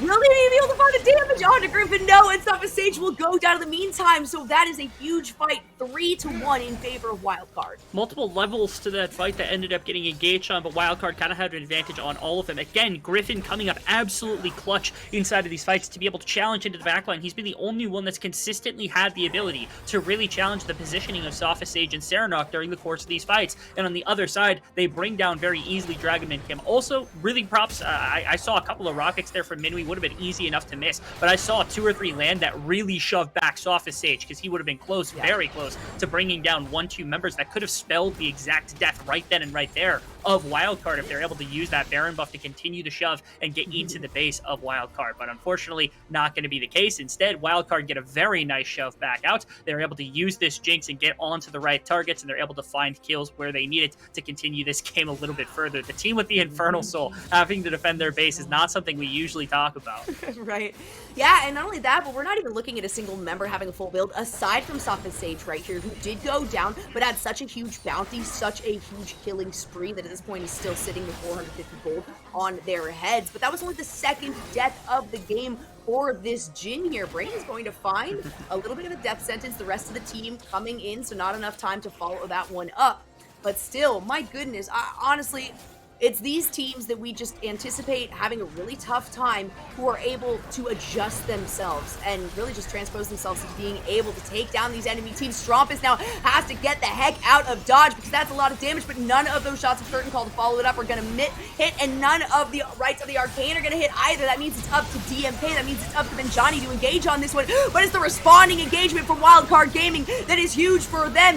It's going to be a flash over by Benjani to Strumpus to get over that Emperor members divide, and now the fight has been split. It's Brain trying to defend himself and trying to take the aggression away from Serenok, and yeah, it worked out, but to what avail, with Serenok being the last surviving member of this team, and now Wildcard is able to break into the opposing base. And that might actually just be the end of the game, because Minwee is there. He's alive. They've got Infernal Drake. This is just going to be it. Yeah, they're going to be able to finally close out. Wildcard finally survive an onslaught of long-range ultimates. No one goes down. They spend way too much putting damage into Strompist right there, and I think wasted their opportunity to try to put additional damage into Minwee or whoever else, especially Griffin is a member who kind of tore things through. It was tough for Wildcard. It looked really, really back and forth, and Bay State was making it look like they were going to capture things, but Wildcard overcome the odds, find themselves a solid fight, and take the dub. It still took them 36 and a half minutes to get there, though. So even though we're seeing what appears to be, total control, for instance, that's kind of, quoting what I was saying at the beginning of the game, where Wildcard was just in the prime position. They were playing proactively. They were forcing reactive play out of Bay State. Even with all of that, the recognition that Bay State had of, okay, these are our weaknesses, or these really actually it's more of this is where we excel. We have these long-range ultimates. We can take advantage of the fact that we can poke down damage, and then at that point, allow for our front line to really engage there, because they don't really have as much of an opportunity. And I think it was kind of the recognition towards the end of Wildcard being like, all right, Sopha Stage, too far gone. Like, we need to shut this member down. And once you get to that point, once you get to full team fights to where you're able to get not quite an ace, but even 3 or 4 members down, you're looking at such long respawn timers that's kind of the idea. You anticipate, all right, we're past 30 minutes. One team fight could end the game. And while it took a little bit more than that, it still was definitely 1 or 2 team fights that led to massive objective takes that really led to the end of the game then. Again, it's a really difficult composition to execute on the side of Bay State. They very nearly made it work, which was pretty impressive. But again, it's trust that Wildcard has in each of the individual players, because they're all incredibly talented. And eventually they kind of caught a hold of what was necessary. They had to play Dance Dance Revolution. And honestly, they kind of won the Dance Dance Revolution battle. That was thrust upon them by Bay State. We could say that they are the dance champions right now of this first game, because we're in a best of 3. Maybe we get a run back in the dance battle 2. We get an electric boogaloo of this particular series. I'm hoping I'm thinking that Wildcard might not want that, because that was probably a very unfun game for them even through the victory. But yeah, we'll get into the second series. I'm assuming the Xerath probably won't be led through a second time, or won't be as easy to grab the second time. Yep, still some opportunity, because this is, of course, a best of 3, but we are going to take a very quick break, so go grab your drinks. Make sure you're staying hydrated out there, folks. We'll be right back with some more Proving Grounds Close Qualifiers Day number 1.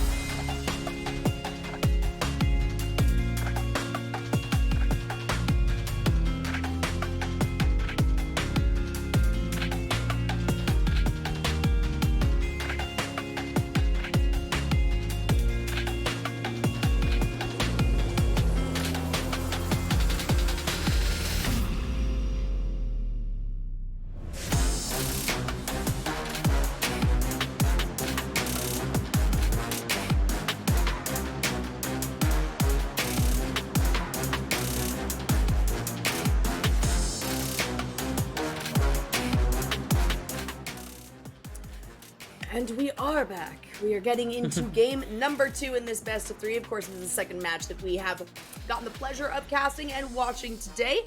If you are just tuning in, man, you're lost. It has been a spectacular day here on the Unified stream. And I don't know about you, I'm definitely looking forward to the next one. I'm really hoping that we don't see our first sweep here, Rebel. And Bay State has proven that they can adjust and adapt accordingly, so it's very possible that we do get all the way out to a maximum getting. It is entirely possible. I think Bay State had a lot of positives about that game.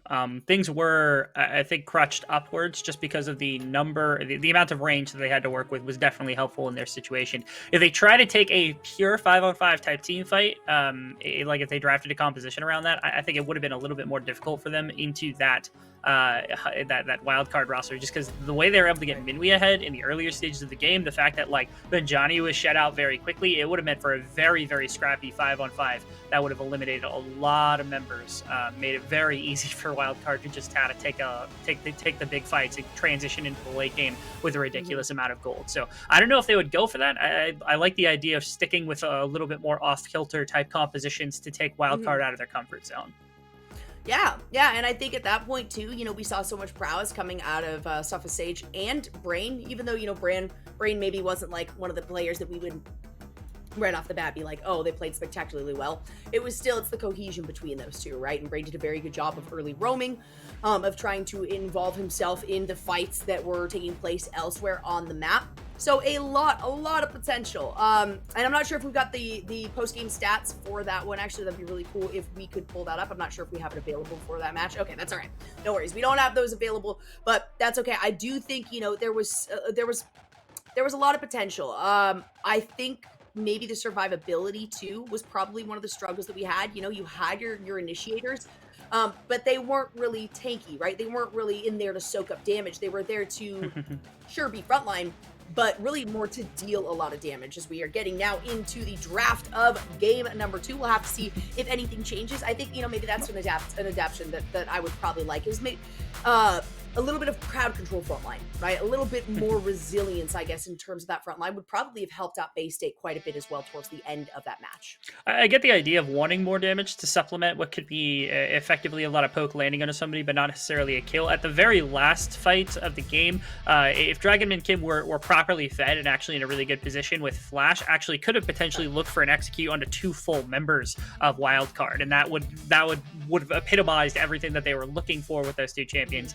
Although I will also posit that while Dragon Kim and Benjani both went for more damaging type builds, so did Allura. Allura was on a Poppy and decided not to build a single tank item.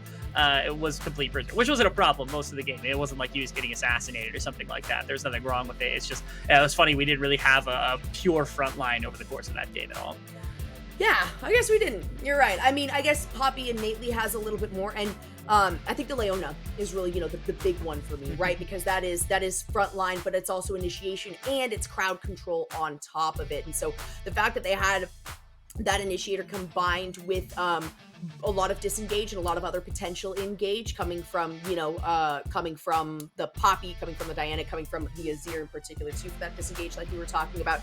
There was a lot of good opportunity. You're right. I do actually, Rebel, really like the fact that these are kind of, it's not a super meta composition, right? You try to figure out what works well with the expectation that you're not going to ensure that your first, plan A might not always work. As long as you have a potential plan B or C within that composition, if you're not just looking at one single win condition, then there is a lot of room to grow. And we saw it towards the second half of that match. We also saw just how much that late game scaling composition with Wildcard was able to take command of.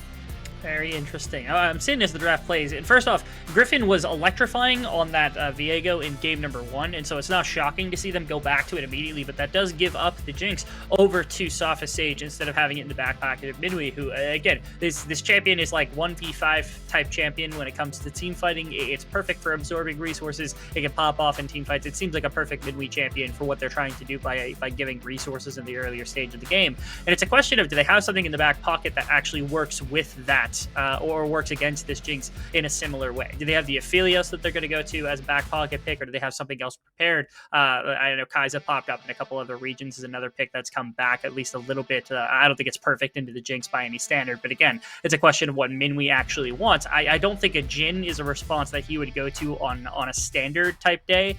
Whether or not he will because of composition is aside right now in terms of question. Yeah. It's a good point. Oh my gosh, we're seeing a Twitch! We are seeing a Twitch, folks. I am super stoked on this. This is a champion. Honestly, I have not casted a Twitch. I could not pin down the last time that I was able to cast a Twitch. So for it to be here in Proving Grounds, close qualifiers day 1, I am more than stoked to see that. And they're revealing it right off the bat here. This pick is so criminally underrated in terms of strength, but also in this meta right now. It's decent into Jinx, it's good into Caitlyn, it's good into a number of different picks, and pairing it with Rakan just gives so much invisible range of engagement that you cannot see. I love it. It also attacks the map ridiculously hard, right? Like, it's not just a support roaming anymore. All of a sudden, you have a Rakan and a Twitch in mid lane, and that's going to be miserable for Serenok to pick if he decides to go for more of a non-lethal. This champion is one of my favorite ADCs. I got to cast it in the preseason in the VCS for one of the best ADCs in the world, Artemis, and he went nuts on this champion. I'm so excited to see Minwi pilot this. I love to hear that. And yeah, if there's going to be somebody who is going to pop off on this champion, it is absolutely Minwi. We've seen the capacity that this player can go with. And that was a quick pick too. That was one of those things where I guarantee in between those matches, Minwi's like, I want to do Twitch. Let me do Twitch. It's not going to be banned out, right? You don't have to worry about that. But it is still kind of important to pick it early on, just so that you can say, all right, well, pick whatever you want. It's kind of a power play too on top of that, right? Of saying, yeah, I don't really care. You've locked in the Jinx here, but hey, we've got a Twitch and a Rakan, and you've got the damage over time. You've got really good initiation. I do like the Jarvan because that is exactly what I was just talking about before we got into this phase. Rebel, is that I want to see a little bit more of the frontline initiation, maybe some crowd control involved in that. And while Cataclysm isn't necessarily the CC that you think of when you say crowd control, it definitely supplies something that was certainly missing from the composition that would have really, really helped out Bay State in that last match. I'm curious to see now what is the blind pick that's going to come out here. I appreciate the Vex a lot more than I appreciate anything else. If they were going to be waiting for another Xerath pick, I think things could have gone a little bit differently. But because there's nothing crazy like that, instead they go to the Vex because it's a very strong champion. Serenok's certainly capable of piloting it. Throwing that in also to a Jarvan just means that, like, the dive potential between those two is ridiculous onto individual targets if they can find the Twitch, which will be something that I'll be talking about a little bit later. But importantly, also, it opens up for Benjani's champion pool a little bit more into what we expect Alorum to pick, which is, again, Urgot's one of his most famous. Like, he brought it out all last Proving Grounds. It was stomping kids left and right. He's one of the people that picks it more than just about anyone other than Concept, who is another one. He just got promoted to Immortals Academy. So right there, that's the pick that I would have expected this to be the pick that he went to in a lot of different matchups. So Benjani getting to see that ahead of time is very beneficial. Oh my gosh, they're gonna bring out the Vhagar as well. All right, Wildcard is looking to have fun with this one. We get a couple Zonites that we don't normally see in the Urgot and the Twitch. We get a lot of crowd control, initiation, lots of heavy damage. But man, having something like the Urgot flip into what could be not just necessarily the cage there for Vhagar, but also to what could be an invisible Twitch on the backside, to what could be, potentially the quickness, a grand entrance. Really, many of these situations kind of allow for some cohesion within this composition. And it is going to be the Gnar that selected a very classic choice into the Urgot. I absolutely adore Gnar. I'm really hoping that Benjani has maybe the new skin that just came out from Gnar here, Elderwood, because it is a gorgeous one. But I am liking the composition is completely different here for Bay State. Aside from, the composition really is very, very different here. And there's a lot more opportunity for early game for both of these teams. Whereas I think last time we can acknowledge Rebel Fox that they were really going towards a slow start, try to get to late game as quickly as possible, try to force a couple of kills onto their carries so that they could push forward into the team fighting stage. But now there's a lot of different choices, a lot of different ways you can navigate both of these compositions for either team. I find this to be really interesting because what I'm seeing now in terms of comparing compositions, if you look at like Gnar trying to engage, Jarvan trying to engage, Vex trying to engage, like you've got denial for a lot of that with the Vigar pick, right? Like you got Rakan for a lot of counter engage. Even Urgot's really good in counter engage type situations. But in terms of enforcing your willpower here for Wildcard, I think it's difficult to go for a really aggressive cage on the Vigar. I think that Rakan can easily get blown up by like the Vex on the way in if you're not really careful to set up for like the Jinx excitement and things like that. And so on one side you've got a lot of engage, and the other side you've got a lot of counter engage. So there's this really interesting little dynamic that's going to happen of, okay, who is much more clean on their play against the other side? Because if a Jarvan gets down enough damage from DMK and you're able to kind of lay on what is Serenok's damage, maybe Gnar engagements, and play around the cage from Vigar, this looks like a team composition that can just explode Wildcard. But if they disengage, the counter engage comes through from Pakis, from Strumpist, and all these members, the team fight's just going to go completely awry. Like there's so much that could go wrong for Bay State if they are not absolutely crisp and clean on this full engagement. Yeah, the full engagement, but hey, what about before that? Because again, both of these teams have a lot of opportunity for early game pressure. You know, you get a solid polymorph out. Sure, it's not, again, as much crowd control maybe as you would like towards the bottom side, but that doesn't really matter because you do have plenty across the board. Not straight up hard CC, you know, not quite looking at like the event horizon, of course, that's going to be coming out of Strumpist here. But if you're able to just kind of layer these enough, there's a really big opportunity that Bay State has now to kind of put some pressure in the early part of the game. Again, of course, Wildcard does have the opportunity to do the same thing, but I would like to see Bay State really put the pedal to the metal right off the bat on this one and try to at least get some pressure somewhere on the map, because you really don't want Wildcard to be able to get the ball rolling. Yeah, for me, Bay State has to stay ahead of the curve. Otherwise, like Wildcard's draft is just too hard to deal with. Like this is such a mean composition. If they find ways to get gold advantages, if you've got Twitch in a position where you can just like pop up out of invisibility, press your ultimate, and 3-tap Vex, 3-tap Mini Gnar, 3-tap Jinx, there's nothing to interact with. There's no way a Jarvan's going to be able to accomplish anything, even if you find the Twitch to get on top of. Not to mention, I mean, execute damage. You're going to be able to get your Viego going really heavily. The Vigar ultimate is a really good combination with the Viego to get the ball rolling with like executes and starting off on that chain reaction. There's a lot to love about what Wildcard has done here, not only because of their synergy inside of the team, but also the champions themselves are not ones that you would find on a bunch of teams, right? Twitch is pretty unique to Minwi so far in the tournament. Vigar is something that I know Strumpus has posted about on Twitter. You gotta keep his Twitter up if you want to know what the mid lane meta is, because he talked about Corki too, and they're literally been banning Corki because of it.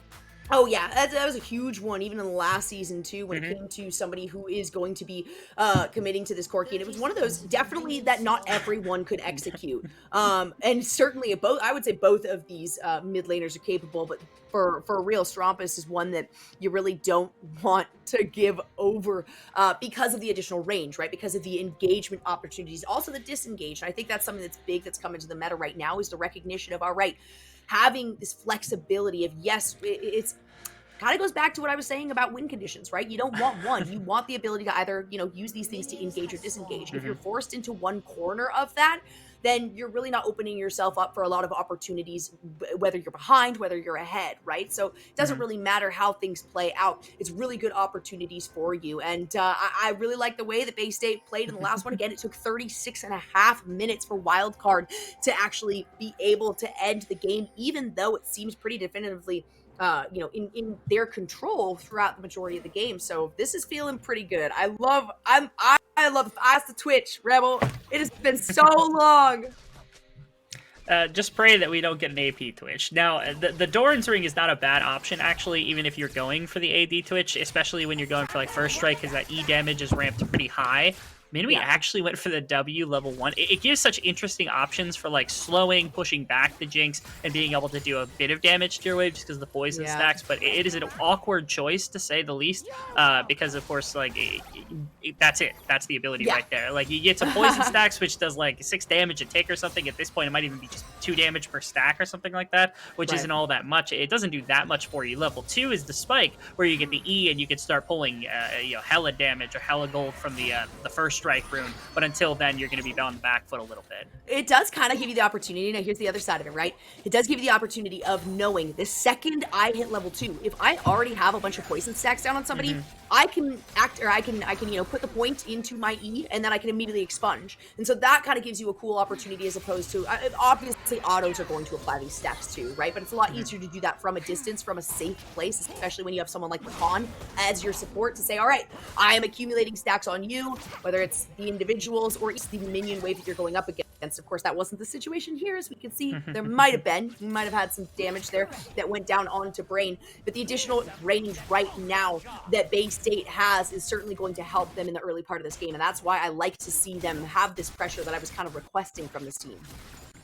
Yeah, they've set themselves up. Of course, with Lulu, it's really hard to get this like lane going quite yet. It's going to be, for the most part, just an absorption thing, where they're just going to be taking the pressure from the Jinx and the Lulu to kick things off. The rest of the map, I want to take stock of as soon as we get back as well, just because we haven't seen really where the junglers have been pathing all that heavily. But bot lane seems to be a place where you're going to see not only the Twitch, but you're also going to see the Jinx. So both of the big carries, I think, on their respective teams. Mid lane's also really interesting because you've seen today the Vex getting out and about, which was a lot of cinnamon bread, but also Strumpus decided on the Predator rune on the Veigar, which is just a roaming rune. It's something that you can take. I've even seen Kassadin take it, but like taking that for a lot of burst and ability to get out and about on a champion that sometimes struggles with pure wave clear into a lot of different champions. It's a way to kind of have better actions about the map and help out the team a bit more. For sure. It is a good start, right? And I think, going back to kind of what you were touching on too with just the Lulu in general, hey, sometimes all you need is a polymorph, right? Sometimes all you need is to kind of stall out the enemy team, especially with this kind of composition. I think it actually fits it really, really well in that, those little crowd controls. That's probably the biggest, form of CC that we actually see here on this team, aside from like the Cataclysm. But again, it's not direct CC, right? You're just kind of containing somebody within a certain area. But with somebody like Jinx on the backside who has the ability to get excited, if you're able to do something like that polymorph and really just set your team up for 1 to 2 extra seconds of, hey, we have the upper hand, that's a good way to get an early lead in this game. And we already kind of saw it there. They're going to have to be laying down the pressure on the bottom side of the map. And I guess I'm mostly curious too to see how these junglers decide to engage. I can imagine with the far push forward that currently Bay State has, that Griffin is going to be heading down towards that bottom side because it's so darn easy, especially with Viego, especially with the ability to just kind of get in there as quickly as possible, whether or not you're revealing or exposing yourself, it doesn't matter even. And so as we head back into the game, thank you guys for being patient with us. It is a slight lead in gold, of course, thanks to some of the damage that they have applied here on to these towers and the pressure that they've got. Focus, gonna try to go in and ends up getting rooted down, steps right onto the trap. Very, very well placed there by Bay State. And they're trying to keep this fight forward. Oh my goodness, is the zap gonna hit? No, it won't, but that is okay because you should have a flag and drag available to flash forward, but that can be matched, and it's gonna be first blood going over to DMK. And now stuck between a rock and a hard place is Minwi, who is just going to go down. No one's here to bail him out on, actually, a TP from Veigar. Really late. Sophist, is he going to get caught? Very nice flash to get out of the Veigar cave. That went a lot slower than I thought it was going to. I expected them to just kill him and be gone, or maybe even turn onto Veigar as soon as Veigar showed up, but somehow Minwi able to sneak his way out of that situation before anything else, burning the flash, of course. And now top lane, the response gank, where Griffin, with the flash, able to get on top of Benjani. Very, very well played and well started from Bay State. Exactly what I wanted to see from this composition. So the fact that they have this recognition of, all right, this is currently our win con, right? This is our plan A in the envelope kind of thing. It is nice to see. And all right, you know what, Benjani, while I'm sad that you don't have the new Elderwood skin, I can appreciate the fact that you've at least got the chroma for the Dino Gnar. Right? These are very important things that we have to discuss, Rebel.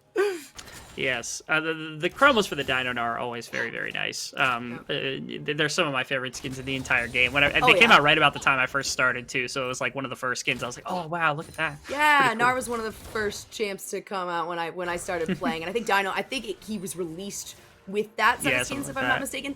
But yeah, and if you didn't know, the chromas, there's a lot of them actually where it changes the boomerang to a piece of fruit, a banana, a melon slice, an orange slice, all kinds of things. So I am appreciative of chromas a lot right now, and it looks like it's going to be an initiation, of course, a pop-up on us off the stage. In comes the flag and drag. That's a lot of poison stacks, but Griffin end up going down here when there's 3 members focusing on you. That likely will be the case, and it is going to be the flash forward, and Brain ends up picking up that kill. 1 to 3 now for Bay State.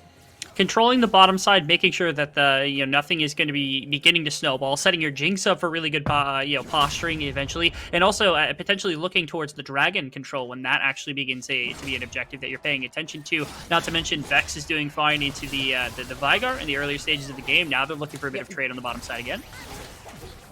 A lot of damage, and they've got a little bit of minion coverage here as well. The expunge, not quite there yet. We've seen a lot of this, of max stacks, without the expunge actually coming through, maybe being utilized a little bit too early on here. Alarm now is recognizing that they've got a pretty big advantage. I like that. You know what? I'll just attack the Krugs if I can to get myself out of this fight.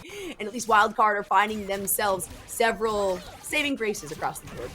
Yeah, we see a couple of things kind of developing. First off, of course, top lane dominance. Alarm is on. He's trademark champion. He's kind of low-key stomping Benjani right now because Mininar just has basically no way outside of the leap from getting away from the Urgot, which means that if you unfortunately get caught up with the slow and or the flip, there's just there's basically no way to handle anything like that. You can see that's the struggle that's been going on. Griffin into the mid lane. Serenok forced the flash. He's getting stunned. Oh my goodness, that was a lot of damage coming from Griffin, but it was a fantastic flash to avoid the event horizon right there and avoid death. Good job. Griffin now beginning into the portion of the game where he's going to look to start exploiting, hopefully, not only the Veigar cage, but also more of the CC, especially from the Rakan and the Urgot, to set up, because he can gank in pretty much all three lanes to some extent, which is a rather nice place to be, especially because now with the Viego, it seems to be the very big crux of the composition when you're looking at what they've got on Wildcard. They've got like the Veigar, which has an execute that I already mentioned, but Urgot's got an execute, and they've also decided to go for the AP Twitch, which is like the variant that's going to have that big burst of damage to set for the execute as well, so that they can get resets on Griffin. After last game, it's not shocking that they're going to go put their eggs into more of a Griffin team fighting basket, because he was going completely crazy inside of those fights. I would prefer the AD Twitch, because I think it's better if they happen to be wanting to fish for things. You can pop out of invisibility and basically just immediately execute squishy members. But here, I think they're anticipating more of a 5-on-5, which makes sense because of like the Gnar and the combination with the Jarvan. And so this is to help set up their team fight in a little bit better of a way. And they've got a little bit of pressure here in the bottom lane, recognizing that. They're also going to go in and snag this first dragon of the game. Of course, we're looking at a chem tech here to start things off, so that feels pretty good for Bay State. They've got pressure in a good portion of these lanes as well, and if you take a look at the vision across the board, they are definitely focusing towards the bottom half of the map right now. And, that's okay, even though Benjani is sitting at 0-2-0, even though we've seen a couple of solo kills that Alorum has gotten, that's not the current win condition that Bay State is currently focusing on. And I like the fact that it's not quite tunnel vision, it's not quite blinders, but it is just more precision focus, right? They're trying to make sure their bottom side is set up, and Gnar, for the most part, is just going to be a pretty big team fighting tool to be able to assist, not only with, like, Jarvan Cataclysm sets it up pretty well, but also just making sure that, like, if they're fighting in weird terrain, you can punish that as well and set up for a bit more of, like, your AoE damage from Vex and from Jinx as well. So they're putting the gold and the resources where those resources need to be, which is on the mid and in the bottom side of the map, and also getting themselves Dragon at the same time. Wildcard Gaming, they're looking to spike their gold income because they understand the objective control probably is going to go to the side of Bay State on bottom side for some time, given that like the AP Twitch takes a second to really get into the game, doesn't have the same kind of ability to just pure collapse because the damage is back-ended when your Twitch stacks end up, or the contamination stacks end up very, very high. So when that happens, eventually the AP is going to really come online and become a very big detriment to Sophist Stage. But for the first bit of the game, the control of the first two dragons probably just needs to be seeded, which is why you see they're playing in the top side. They're using Alorum's very strong top side. They're using the Rift Herald gold as much as possible. We missed that in mid lane. Looks like there's a bit of a scrap that was going on there. Oh, yeah, and it's a pretty far push forward as well, it looks like, from Bay State right there. No damage on to Griffin, of course, so maybe just the pressure so that we can see DMK going in, getting some Raptors. Hey, at least it's something. And now the recall. The pings are coming out. Of course, wow. Wildcard is aware of what's going on. But look at the damage that's being put onto this tower. Less than 10 minutes in. And that's already 3 plates. Brain is here. DMK is in the wings. You also have Serenok, who is backing this instance. I'm not sure if it's actually going to be committed. Yes, it does look like it is going back to purchase a couple of items here. I will say I like to see the Dark Seal this early on. While I do like the AD Twitch better, I love to see a Dark Seal on a Twitch, and if you can get those stacks up early on, it can really lead you very well into the, not even the late game, but into the mid game that allows you pressure early on for the late game. Very interesting. I don't know what actually caused the problem for Minwi to have to force it back, but what happened during the course of the mid lane play was like, it killed one went down. It looked like it was just a basic gank from DMK, probably hit like an E from Serenok. The ultimate I don't think was even used from either one of them, so it was just a clean gank onto Strumpus before the thing went down. But more importantly, the bottom side of the map forced it like a back from Twitch, and that meant they couldn't hold the tower. They pulled 3 full plates onto Jinx, which is just absurd. Like, that's unacceptable. Like, Jinx is going to be so powerful coming out of this laning phase, and with 2 dragons, I mean, that's not the place that Wildcard wants to be when they're fighting against a composition that's looking to fight the way that Bay State is right now. If they are able to get out of the laning phase without too much more pain into Benjani and Dragonman Kim being just as strong as he is right now, I really do think they've set themselves up for a very solid later game. I am kind of curious, actually, looking at the items here, because you've got the Vamp Scepter as well as that Noon Quiver. You know, that's generally indicative of oh my goodness, what's going on here? Sorry, my screen just went kind of crazy. All right, that's usually that's indicative of oh my gosh, why is my brain not working now? It's been a really long day, Rebel Fox, and it hasn't even been a really long day, I'll tell you that much.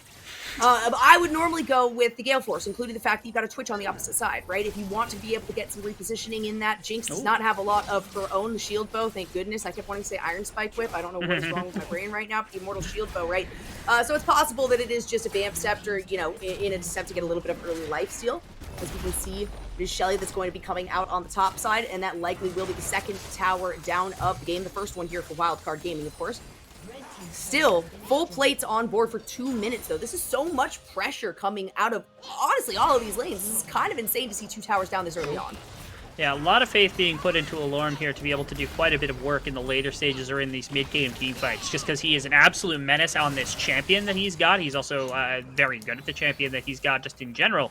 But you're going to have to do a fair amount of the heavy lifting. Again, it's going to be a minute for Twitch to really get in. It's going to be a minute before the Vigar really starts to ramp up, get a bunch of the stacks going, and the AP is going to be enough to do a bunch of significant damage, right? But the team fight pretty much is already together for the side of Bay State. Once the first item's done for Jinx, she can start dropping rockets. Won't do the most damage, but you combine that with Vex damage, you combine it with Jarvan's early game damage alongside all the AoE they've got, and all of a sudden this fight is just there and complete. So Lorem actually goes for the Hull Breaker. This is something he's done previously for a bit more laning pressure, just to try to put more gold and more kind of attacking maneuvers into the side lane.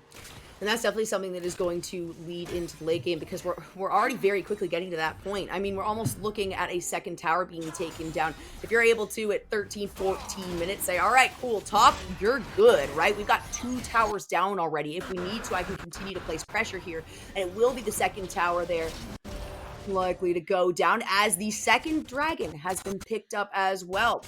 Bay State, very, very good acknowledgement of, hey, you know what?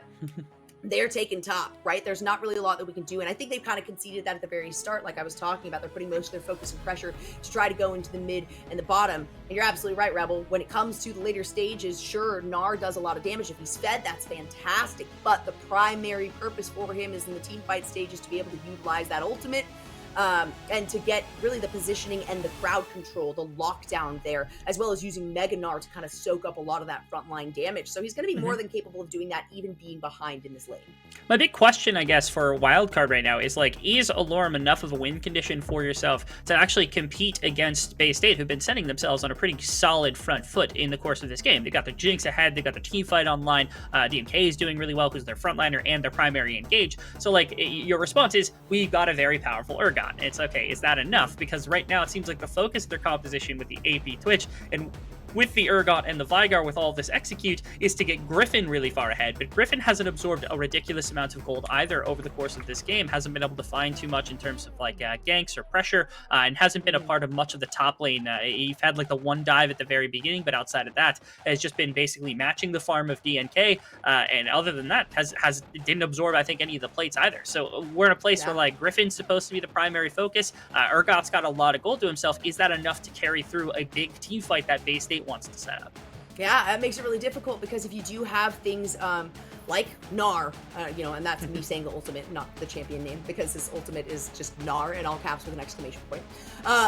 You've got that. When you've got the Cataclysm, things like this, to where the crowd control can be layered on top of each other, including, right, the doom and gloom, including the personal space coming out of Vex. You have so many different things that you can layer that are each individually a second or two themselves. So hopefully, I'm really, really hoping that this isn't like, an issue that a particular player is having. I know that we saw a couple disconnects before, at least a pop-up saying something about Minui having problems. I know we also saw something saying Benjani had problems. So fingers crossed that all these players are capable of playing at their highest level. That's the last thing we want, is for some team to maybe go down and in the end say, man, if only I was able to have a solid connection. If only I was able to, have some hardware that was working a little bit more in my favor. So I'm fingers crossed that is the last pause that we're gonna have to come through. I'm sending all of my good energy to the hardware and I guess to the ISPs of these players from wherever they're at. I actually want to make mention of this because we get a moment on broadcast to talk about something a little bit more fun, which is just that, like, we sent out like a player survey and we got a bunch of responses back to speak a little bit about just how much Urgot is played by Alorum. In the question that was labeled, it was a kiss, kill, marry, I think was the way that we phrased it. Urgot was in his kiss column, which means that if he had to select one champion from the game, he would kiss Urgot, which is perhaps the only person who said that, but it is a testament to just how much he appreciates this champion and what it does for him. Funny enough, actually, little trivia question for all of you. The most wanted to kill champion across every player in the entire event was Yuumi. Everybody hates Yuumi, apparently. Yeah. Hey, you know what? I'm really not surprised. However, I brought up the fact because you mentioned that stat as we were kind of going through this and giggling about some of the answers that people had.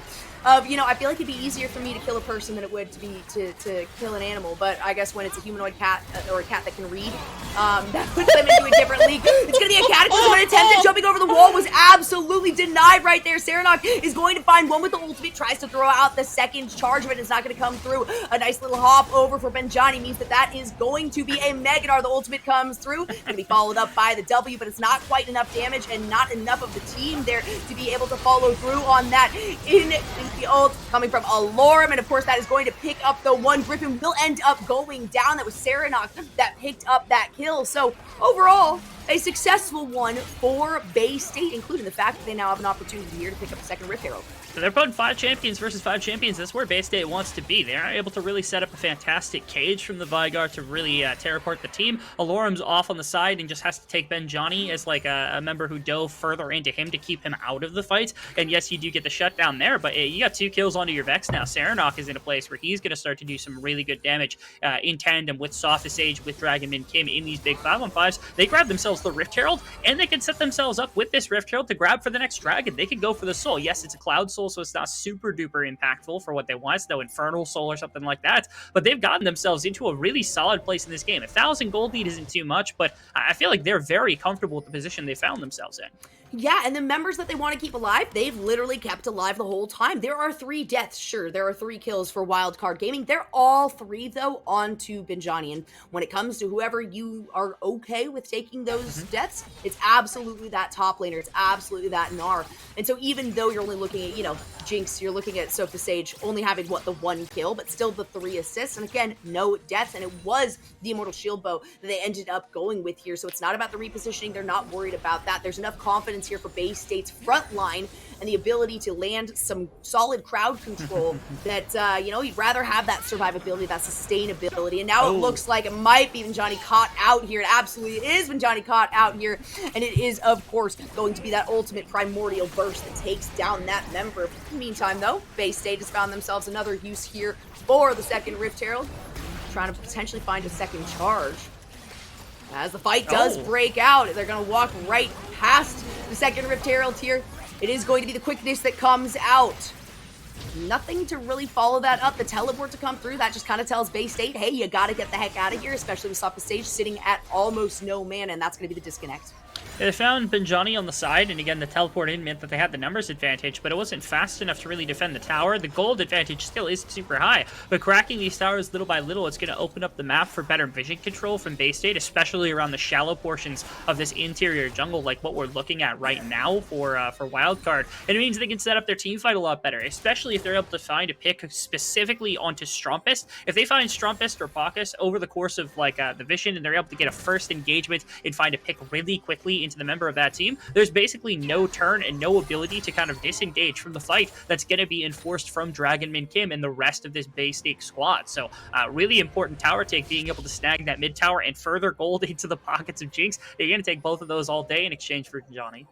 Oh, yeah, that's absolutely worth it. And again, I mean, Benjani's already kind of your sacrificial lamb, right? This is already a situation where Benjani's gone down several times, whether it's 1v1s against Alorm, whether it is, you know, in these team fights where Benjani is being this front line, is just trying to gather up as much of this rage as possible to get to the Mega Gnar form to say, hey, I'm here, and oh my goodness, out comes the Fear Beyond Death. Alorm is going to find yet another one with that Strumpist very low on the backside. Benjani being the one to fight for that, but it looks like they're not going to be able to get out. Yes, they will. Not only is it a flash over the wall, but perfect timing on being able to get to that Mega Gnar form. The ultimate as well coming out now from this Vex to be able to continue the fight. Let's see if we can get a second touch, just barely avoiding that. Very well done by both Pocus and Minui.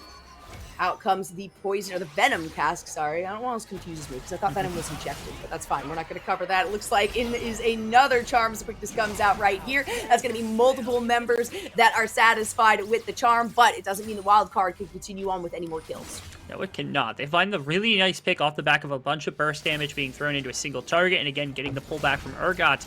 But when the pieces of the engagement come together for the side of Bay State, you can see just how detrimental it is. They nearly got a pick onto Benjani, but Gnaring out and being able to set up for Dragon and Kim, not even needing their ADC there really to capitalize on that play. So good stuff from Bay State. They grabbed their third Dragon as well. They've got an okay gold lead. Again, not getting too much further past 1,000, but feeling okay about themselves. They're just waiting to get their own engagement off. I feel like that's one thing you'll have to keep track of is you don't want to see Bay State fall victim to, okay, we can get engaged into because we're good at fighting. They want to set their own engagement, pick their own target, because that's going to be important. You know, if Urgot pulls somebody way too important, things get problematic. And particularly when you have somebody like a Gnar, where you have a stipulation on when you really want to go in. That's the buildup of Mega Gnar, right? And luckily, well, I guess not luckily, it definitely was kind of it was a skill-based thing, because that was Gnar was looking for those autos, was looking for that damage to be able to build up to it. And it was absolutely perfect timing. Honestly, the thing that impressed me most was the flash over that wall, because that is definitely one that you can easily miss if you don't walk close enough, if you don't have your cursor in the right place, because it is max range on the flash to be able to get over that guy. So it's even more so at least attempts here by Bay State to make these proactive plays, or to make these plays that is based on their own script, because they want to be able to have Gnar go in there. Yes, the sacrificial lamb, sure, but if that's the only purpose right now that you're really getting from this player, it's even more important that it ends up working out in your favor in terms of having that person come through as a big crowd control missing link. I guess there's no animal name really for Gnar in particular. Yeah, it's a place where like they have to feel comfortable with a number of different ways of finding engagements. Dragonman Kim can be the first one in. I think that's a perfectly reasonable thing. I don't think they're going to be able to burst out Dragonman Kim, and so that's probably what their fix is just that, like, if DMK is first in and then Johnny has enough Narbar stacked, they don't really have to worry about the engagement, because all of a sudden, the Cataclysm's going to set up for Benjani to do some pretty great things with the Gnar ultimate. You can kite backwards. Again, if you're able to set Wildcard on a pace where, they use the Venom cast, they use the Event Horizon, and they're able to kind of move backwards with it to find turn onto frontliners. Jarvan doesn't get excruciatingly beefy.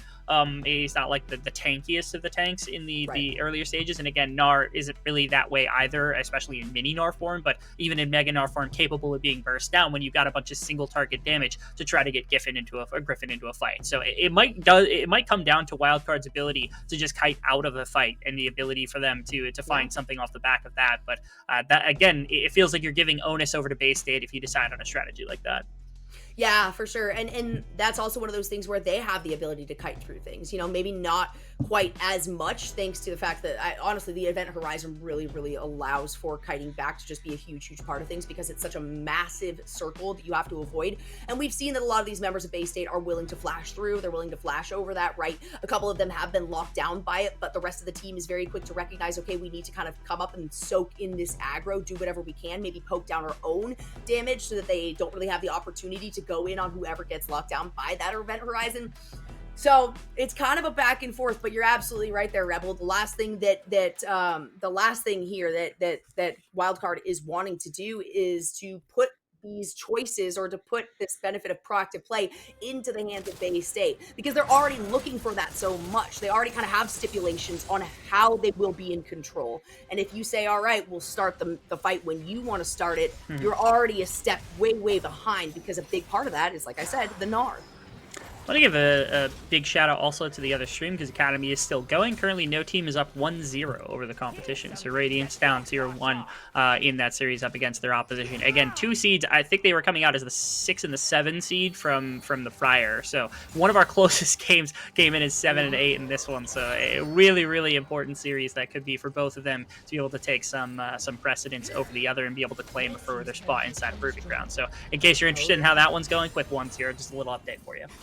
Yeah, definitely good to see that we don't really have stomps on either side, right? I mean, that could go either way. It could still be a sweep of a series in either direction, either here or on the Academy side of things. But still, the fact that we started out the day, both best of threes going to all 3 games, the initial part of it, I mean, you really can't ask for a lot more, especially on day number 1, where the anticipation is that we have disparities within the bracket, right? You're kind of expecting that things are going to go heavy-handed in one direction. And hey, we were this close, Rebel, to just everybody being absolutely wrong about the situation and the state of things with Golden Guardians and with 100 Thieves.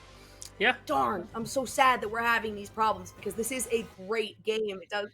Bay State is doing such a good job. I think something I keep touching on consistently is the adaptability that these teams are having, especially when they're coming from the underdog. Really, I guess the lower seed doesn't necessarily imply that they are an underdog, but it does imply that, I guess, when it comes to overall rankings, they are placed lower than the other team. And so the adaptability is something I'm always looking out for, and something that I can consistently highlight all day long. That's what we have been seeing from these lower seed underdog-ish teams.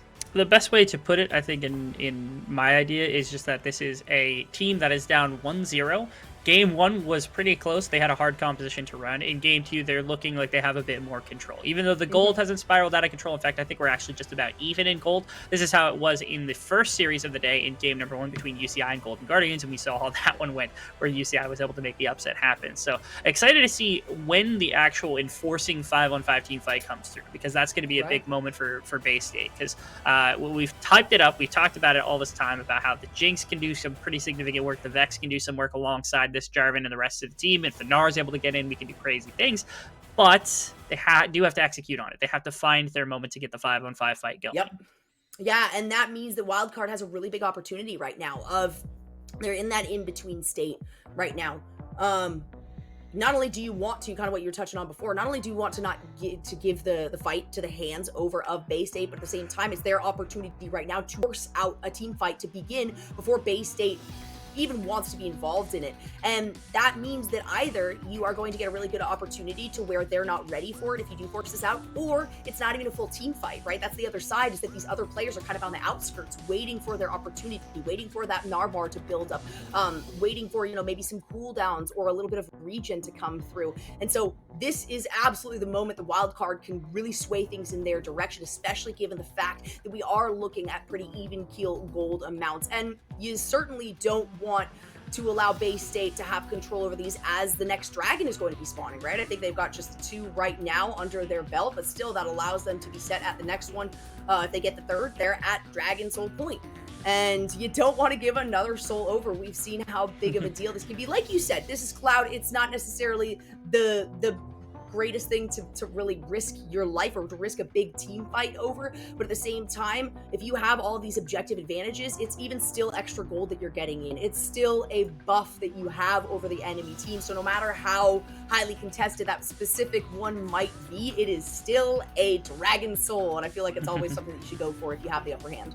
movement speed is always helpful for a team composition that's looking to engage really quickly. Also, really quick, just to make sure, Bay State is on 3 dragons. They were able to get the 3rd direct cloud break. So right now they are on Soul for the game. So that means that within the next 5 minutes, I don't know exactly how long till the dragon timer because I don't have it in front of me, but within the next 5 minutes, we will be getting what is likely an explosive play around the dragon, be it either a pick or something like that from one of the 2 teams, or a big team fight to come in around that dragon point, where all of a sudden the Soul could be contested, and the gold lead will probably be broken very heavily from where it's at right now. We're not going to see, almost certainly, unless both teams just decide to wipe on it and then we get nothing, or one team just snags it and the other team walks away, which is perfectly fine too. But all things would consist, at least in my opinion, I think both teams would be okay necessarily with a 5-on-5 happening around this, which is right. I don't know. That is, unless, of course, Wildcard says we don't need to care about the Dragon Soul because it's a Cloud Drake, so 10% movement speed sucks to play against, but we don't necessarily need to deny it from them if they feel they need to get the Twitch further or the Vygar further in their build first. You know, yeah, it is. I do think when you got Gnar with a speed boost, if you got Jinx, who already has her own innately, as it looks like, we missed a little bit. The Baron has already been started here. It's Bay State who is in charge of this one. And Benjani is going to be jumped on, stuck within the event horizon. Oh my god, instantly melted right there. It's going to be a very, very quick primordial burst. Very fitting name. And that means that Bay State has acknowledged that they just have to back away from this one. That's going to be the end of the fight. And no Baron for no one. Oh, never mind. Sorry, the flag and drag in. A lockdown onto DMK. And it's going to be a nice little dodge right there. In goes Pocus with the quickness.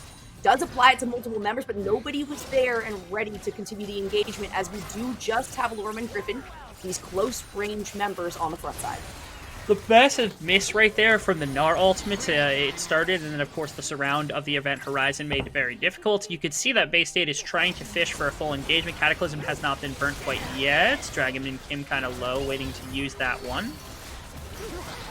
Ooh, that's so much damage. Once again, Strampus comes in clutch. The event horizon, it goes down. It's going to be DMK. Flag and drag away from that one. Potential opportunity for a reinitiation, but that's also an opportunity for a beautiful event horizon. A lot of damage on the top of Sage, who gets taken down here by Griffin. And now it is only 3 members available here for Bay State. All 5, they're going to sure down. Yet another tower. That's the 4th one for Wildcard, doubling out what Bay State has managed to get for themselves. Absolutely incredible. What I loved about that situation is 2 things happened. First off, Bay State burnt so much of their resource, not only like the Gnar ultimate, but also the Vex ultimate and the Lulu ultimate, before the fight had ever really taken place, because they were kind of looking for a 5-on-5, but weren't able to get a full enough engagement to get anything that was substantial or something that was going to actually satiate what they wanted in that situation. And number 2, 3 people got surrounded with an event horizon over the course of that play. I don't know how it is that Sophist Sage, Brain, and Benjani found themselves in 3 different of those. I know Sophist Sage almost got caught in the second one too, but had the flash to get out. But that feels like something that should not be happening over the course of this, right? Like, if you're far enough up as the Vygar to be pulling down event horizons in the face of the opposing Jinx, like, that's an issue, right? That's where you're going to be looking for the counter engagement from Dragon Min Kim, but at that point he'd been pushed out. So it's Wildcard understanding the limitations of their competition, or composition, my apologies, and making sure that they're able to capitalize when these tools are down, when these team fighting, dependitures for Bay State just are not there. And because of that, they've now taken themselves a 3,000 gold advantage. They're feeling much better inside of this game, just because all of a sudden the itemization is starting to come through. Strumpus looks a lot stronger than he was just minutes ago. I think something else to consider in terms of that kind of control is forcing out Mega Gnar, and we might just see it right here. There it is. Mega Gnar's coming through as the Cataclysm is on the back. That's going to be a flash out by Manui, who doesn't have a ton of damage. The Fear Beyond Death with a beautiful shot means Alorum's going to find one. That's going to be a good stopwatch by Serenok to be able to flash over into the enemy Raptor Pit, but you are still in enemy territory right here. Serenok has to re-engage, but it's going to be Strampus who picks up the kill once again with the Primordial Burst. That means now we've got 3 members stuck with this event horizon. So much damage yet again, and Wild Gaming have acknowledged we have the upper hand for sure. They're willing to chase down this fight in Benjani. A beautiful stall right there as well by Griffin. That means that Wildcard is absolutely going to take away this Dragon Soul. It's incredible right there, the way the Wildcard has turned around this game in just the last 5 minutes alone. Bay State has been a team that we've been wanting to go for a full 5-on-5 team fight, and they just have not been giving it away. They're keeping their members completely split apart. They're kiting backwards the way that they need to, right? Even worse, I think Bay State's picking the wrong targets to go onto, right? You might be able to one-tap Minwee in this situation. Minwee is basically not a threat at all with this Twitch. He's on Crown, he's on Nashers. That's not that much damage to be brought out. Yes, your E's going to do quite a bit, but it's really far and few between. It's really inconsistent damage. There's far bigger threats in the Viego, in the Urgot that you could be going for, trying to find over everything, and they're just fishing for whatever they can get. Serenok also, I think, split his team up low-key. Then Johnny got boxed off from the rest of his team as well, so their other primary engage beyond Dragonman Kim was away. It's just Bay State not able to play out the fight the way that they want to. Right. And that is not... I've got definitely a bit of a screen issue right here. Can't see much of what's going on, but I can definitely see the wild card is the one that's making the initiation on here. We definitely apologize, guys, for not being able to just show you the game. Of course, that's the first thing that we want to do, is be able to show you everything that's happening on the screen and not have you guys need to look at us any more time than is necessary. So, props to production for constantly being on top of things and for adjusting accordingly. I think that people, honestly, people that just get mad at production for broadcasts not going the way that they are supposed to has never ever been in a position where you have to produce things, because it is way harder than you guys think. All right, when you have issues that you can't really fix, you have to navigate around, and you're doing your absolute best. That's all we can really ask for. And hey, you know what? The broadcast is still going. We're still on, so just fingers crossed that things end up working out as well as possible for everybody behind the scenes and everybody currently playing right now. But thank you guys for sticking with us, hanging through, because this is potentially the last match of the day for us, at least here on this UEA broadcast. Okay, so we're gonna rough our way through it. It might not be pretty, but we're gonna make it. Yeah, fortunately, I got a chance to actually look at, or take a better look at what happened during the course of that fight. Serenok was on top of a trap line and actually flashed over the raptor wall, and I do not know why he decided to flash over the raptor wall, because if he had flashed over the other wall next to him, he would have gone back to his team, and things would have been okay. Pig would have been hunky-dory, but I could also tell during the course of that screen tearing what exactly was happening, which was, a lot of what I expect to be Bay State getting clapped here. Yeah, and there it is, Wildcard, the ones on the initiation. That is the ultimate. Fear Beyond Death comes down to stop the stage. Will it be enough damage to actually execute it? No, it expires, but it doesn't matter because Wildcard has found a fantastic split. Alorum on the bottom side solos out Grain, while the remainder of the team continues on the forefront of this fight, and that means the Wildcard has once again found themselves at a 3-man advantage, and they're going to navigate their way over to the Baron Pit. Easy enough for them to snag this one. They've got consistent damage from a couple of different sources. They can even zone away. Strumpus has enough of that. Urgot's got enough of that to be able to work with. I mean, it's just too easy for them to snag this away. What looked like a close enough game and looked like it started off on a decent foot for the side of Bay State has just gone completely awry in only the last 7 minutes of play. It did not take much. A couple of, kind of fangled or fumbled abilities for Bay State to try to force in a 5-on-5 situation to get their play going just was, it wasn't enough. Unfortunately, they ended up throwing way too much gold, giving way too much back, and just continuing to fall down. The Avalanche just started to pick up a lot of steam from Wildcard in just that moment, and ever since that moment 7 minutes ago, it's been an 8K gold differential. Yeah, and that's really when the transition started to happen, to where it wasn't just Panjani jumping in and taking these deaths, right? They have spread apart. When you look at Sofa Sage and you see now 2, 3, and 4 before this player was at, 1, 0, and 3. I think before going down for the first time. So it's very, very hard commitment coming out of Wildcard Gaming, saying, all right, you know what we do? We need to get these shutdowns. We need to find successful fights. And I think part of that is, while there are stipulations, as I mentioned, with Gnar for the desire to go in by the side of Bay State, you can force out Mega Gnar, right? And then you have to wait a while to be able to actually accumulate your rage once more. And I think that's something that has been taken advantage of very, very well by Wildcard Gaming in the last 10 minutes of this game. They have. I also have to say that Strumbus, game 1 on the Azir got quite a bit of focus, even though he was in losing matchup. He blind picked the Azir, had the Xerath taken into him, and it wasn't exactly a fun time most of the time, but was pulling a significant amount of the threat from Bay State, even though he wasn't necessarily the greatest damage dealer. This game on the Vigar has gone crazy in the back half. His event horizons have been perfectly placed. He's able to find pick damage. He's got, I don't even know what his stack count is at right now, but I'm certain it's probably over 200, 250, somewhere at this point. So he is a menace right now on the the Rift to have to deal with, because you can't really get close. You can't follow up Dragon Right. mid-game or Benjani or Serenok if they get a good engagement anyway, because that event horizon's going to keep you off, and if you step into it, you're just going to die. Yep. Not only that, but I will also say, the primordial bursts that have been coming out have been so well timed, and the focus thing you were kind of talking about, maybe that Bay State is struggling with on where they are focusing their aggression, has been spot on from this player. There's going to be the ultimate coming out of Benjani, has to Josh back over the wall. A huge lockdown onto DMK, finds the Cataclysm on the backside, but it's going to be a double kill going over to Strumpus, the man, the myth, the legend, finds himself a triple kill here. Could potentially be more than that. It is actually going to be Strumpus doesn't find himself there, but the Quadro Lorm takes that one away. No real opportunity for the pentakill after that, but it is an opportunity to end the game on a high note. Wildcard Gaming is going to do exactly that. It took them almost 30 minutes, but very defiantly towards the second half of this game, they have said that there is a reason we are the higher seed. There is a reason that people did not anticipate voting for the other side of things. Bay State ends up going home fighting well, but taking an L.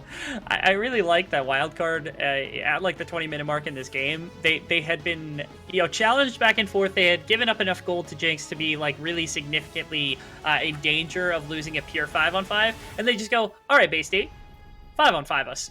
Yep. And then Bay State just fell off a cliff and immediately could not accomplish anything, which is really tragic. The combination of Benjani falling behind because of the top lane play, which was immaculate from Alorm on the Aragon as usual. The combination of that with like the Vigar really coming online, and the top side just in general coming alive for Wildcard was enough to just completely put any semblance of a 5-on-5 on the complete back burner for Bay State.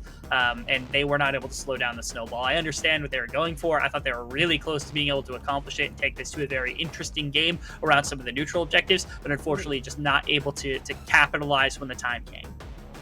Yeah, it's tough to do that with a team, as dedicated as Wildcard and as strong as Wildcard has been in the last 2 years, I would say, really since they kind of presented themselves here into this scene. The fact that they got multiple teams in this tournament as well definitely says something about the capabilities of behind the scenes, right? Of the coaching, of also really just the players themselves recognizing that they have a lot of confidence in their shot callers, in, executing those shots called. We're going to take a look at the post-game stats as well of that one. We do have these available here. Let's look at that goal difference over time, ending at over 13,000. While we still had a really solid damage coming out of the side of Bay State, it just got to the point where, exactly as you said, Rebel Fox, they were looking for ins to find a team fight. And then it just got to the point where Wildcard says, then fight us. We will make it happen. And it wasn't on their time. It was, and really just kind of snowballed completely out of favor for Bay State. Ended up in a great wildcard victory. Props to them. Again, they're bringing back veterans. They're bringing back Youngster and Minwee. And also they played today with Paucus, which is a substitute support. It was not Rhino, their typical support. So you have to think that has some impact on their play. And yet both games were very respectable and able to pull out. In game one, I think, was kind of a tough victory to pull out, and they did it anyway. In game two, they were able to challenge when they needed to, and they took complete advantage of the opportunity that was granted to them. So Wildcard showing off some real talent, even with a substitute in the lineup. Hopefully they're able to kind of come back from the 3-2 start. I know it wasn't ideal for them inside of that open qualifier to be able to get into this tournament as a seed that was probably lower than what they would have expected. Yes. But very happy with the performance that they showed today against a very highly touted Bay State squad who is coming in electrifyingly. Also, Bay State has beaten UCI before, so if that's any indication, I think Wildcard should be okay against UCI and maybe even Golden Guardians if that was any indication in their series earlier today. But looking good no matter what. Yeah, I like to see improvement in, again, the underdog, if you will, the newer roster here on the side of Bay State. But the expectation is the Wildcard is going to hit the ground running, and they absolutely did that. It took a little bit longer, probably, than they were expecting. Actually, I think we had the longest game of the day, being that 36 and a half minutes in game number one. So maybe not quite as easy, maybe not quite as approachable for some of these teams as they were expecting. But that's what we're expecting, right? For some of these younger teams, some of these hard-fought teams, lower-seeded teams are going to be coming in playing as though they deserve to be here, and we saw just that within Bay State. So, I'm going to give you one last little shout-out before we close things out, as that is the second match of the day, so that is going to do it for us. But, Rebel Fox, thank you, of course, for joining me on the desk there, and then did you have any shout-outs? No, I think right now Academy's still going on. Radiance is leading no team as they're going into the middle part of game 2, so definitely go catch that one. And tomorrow we're back with more of this amazing like group stage action, so come check it out because we got plenty more League of Legends inside of the qualifier. Yep. Keep an eye on these sites. You know, if you're on Twitter, absolutely do that. If you haven't followed us already here on Twitch, make sure that you click that little follow button so you get some notifications as to when we are live. Of course, thank you so much to our sponsors. We got Skulls Atlantic and Topality who have helped us out here in putting on this amazing show today. Thank you to everybody who has tuned in and watched. Of course, thank you to the players for being amazing as always and putting on a great show for us to put on for you guys. But that is going to do it here at the end of the day.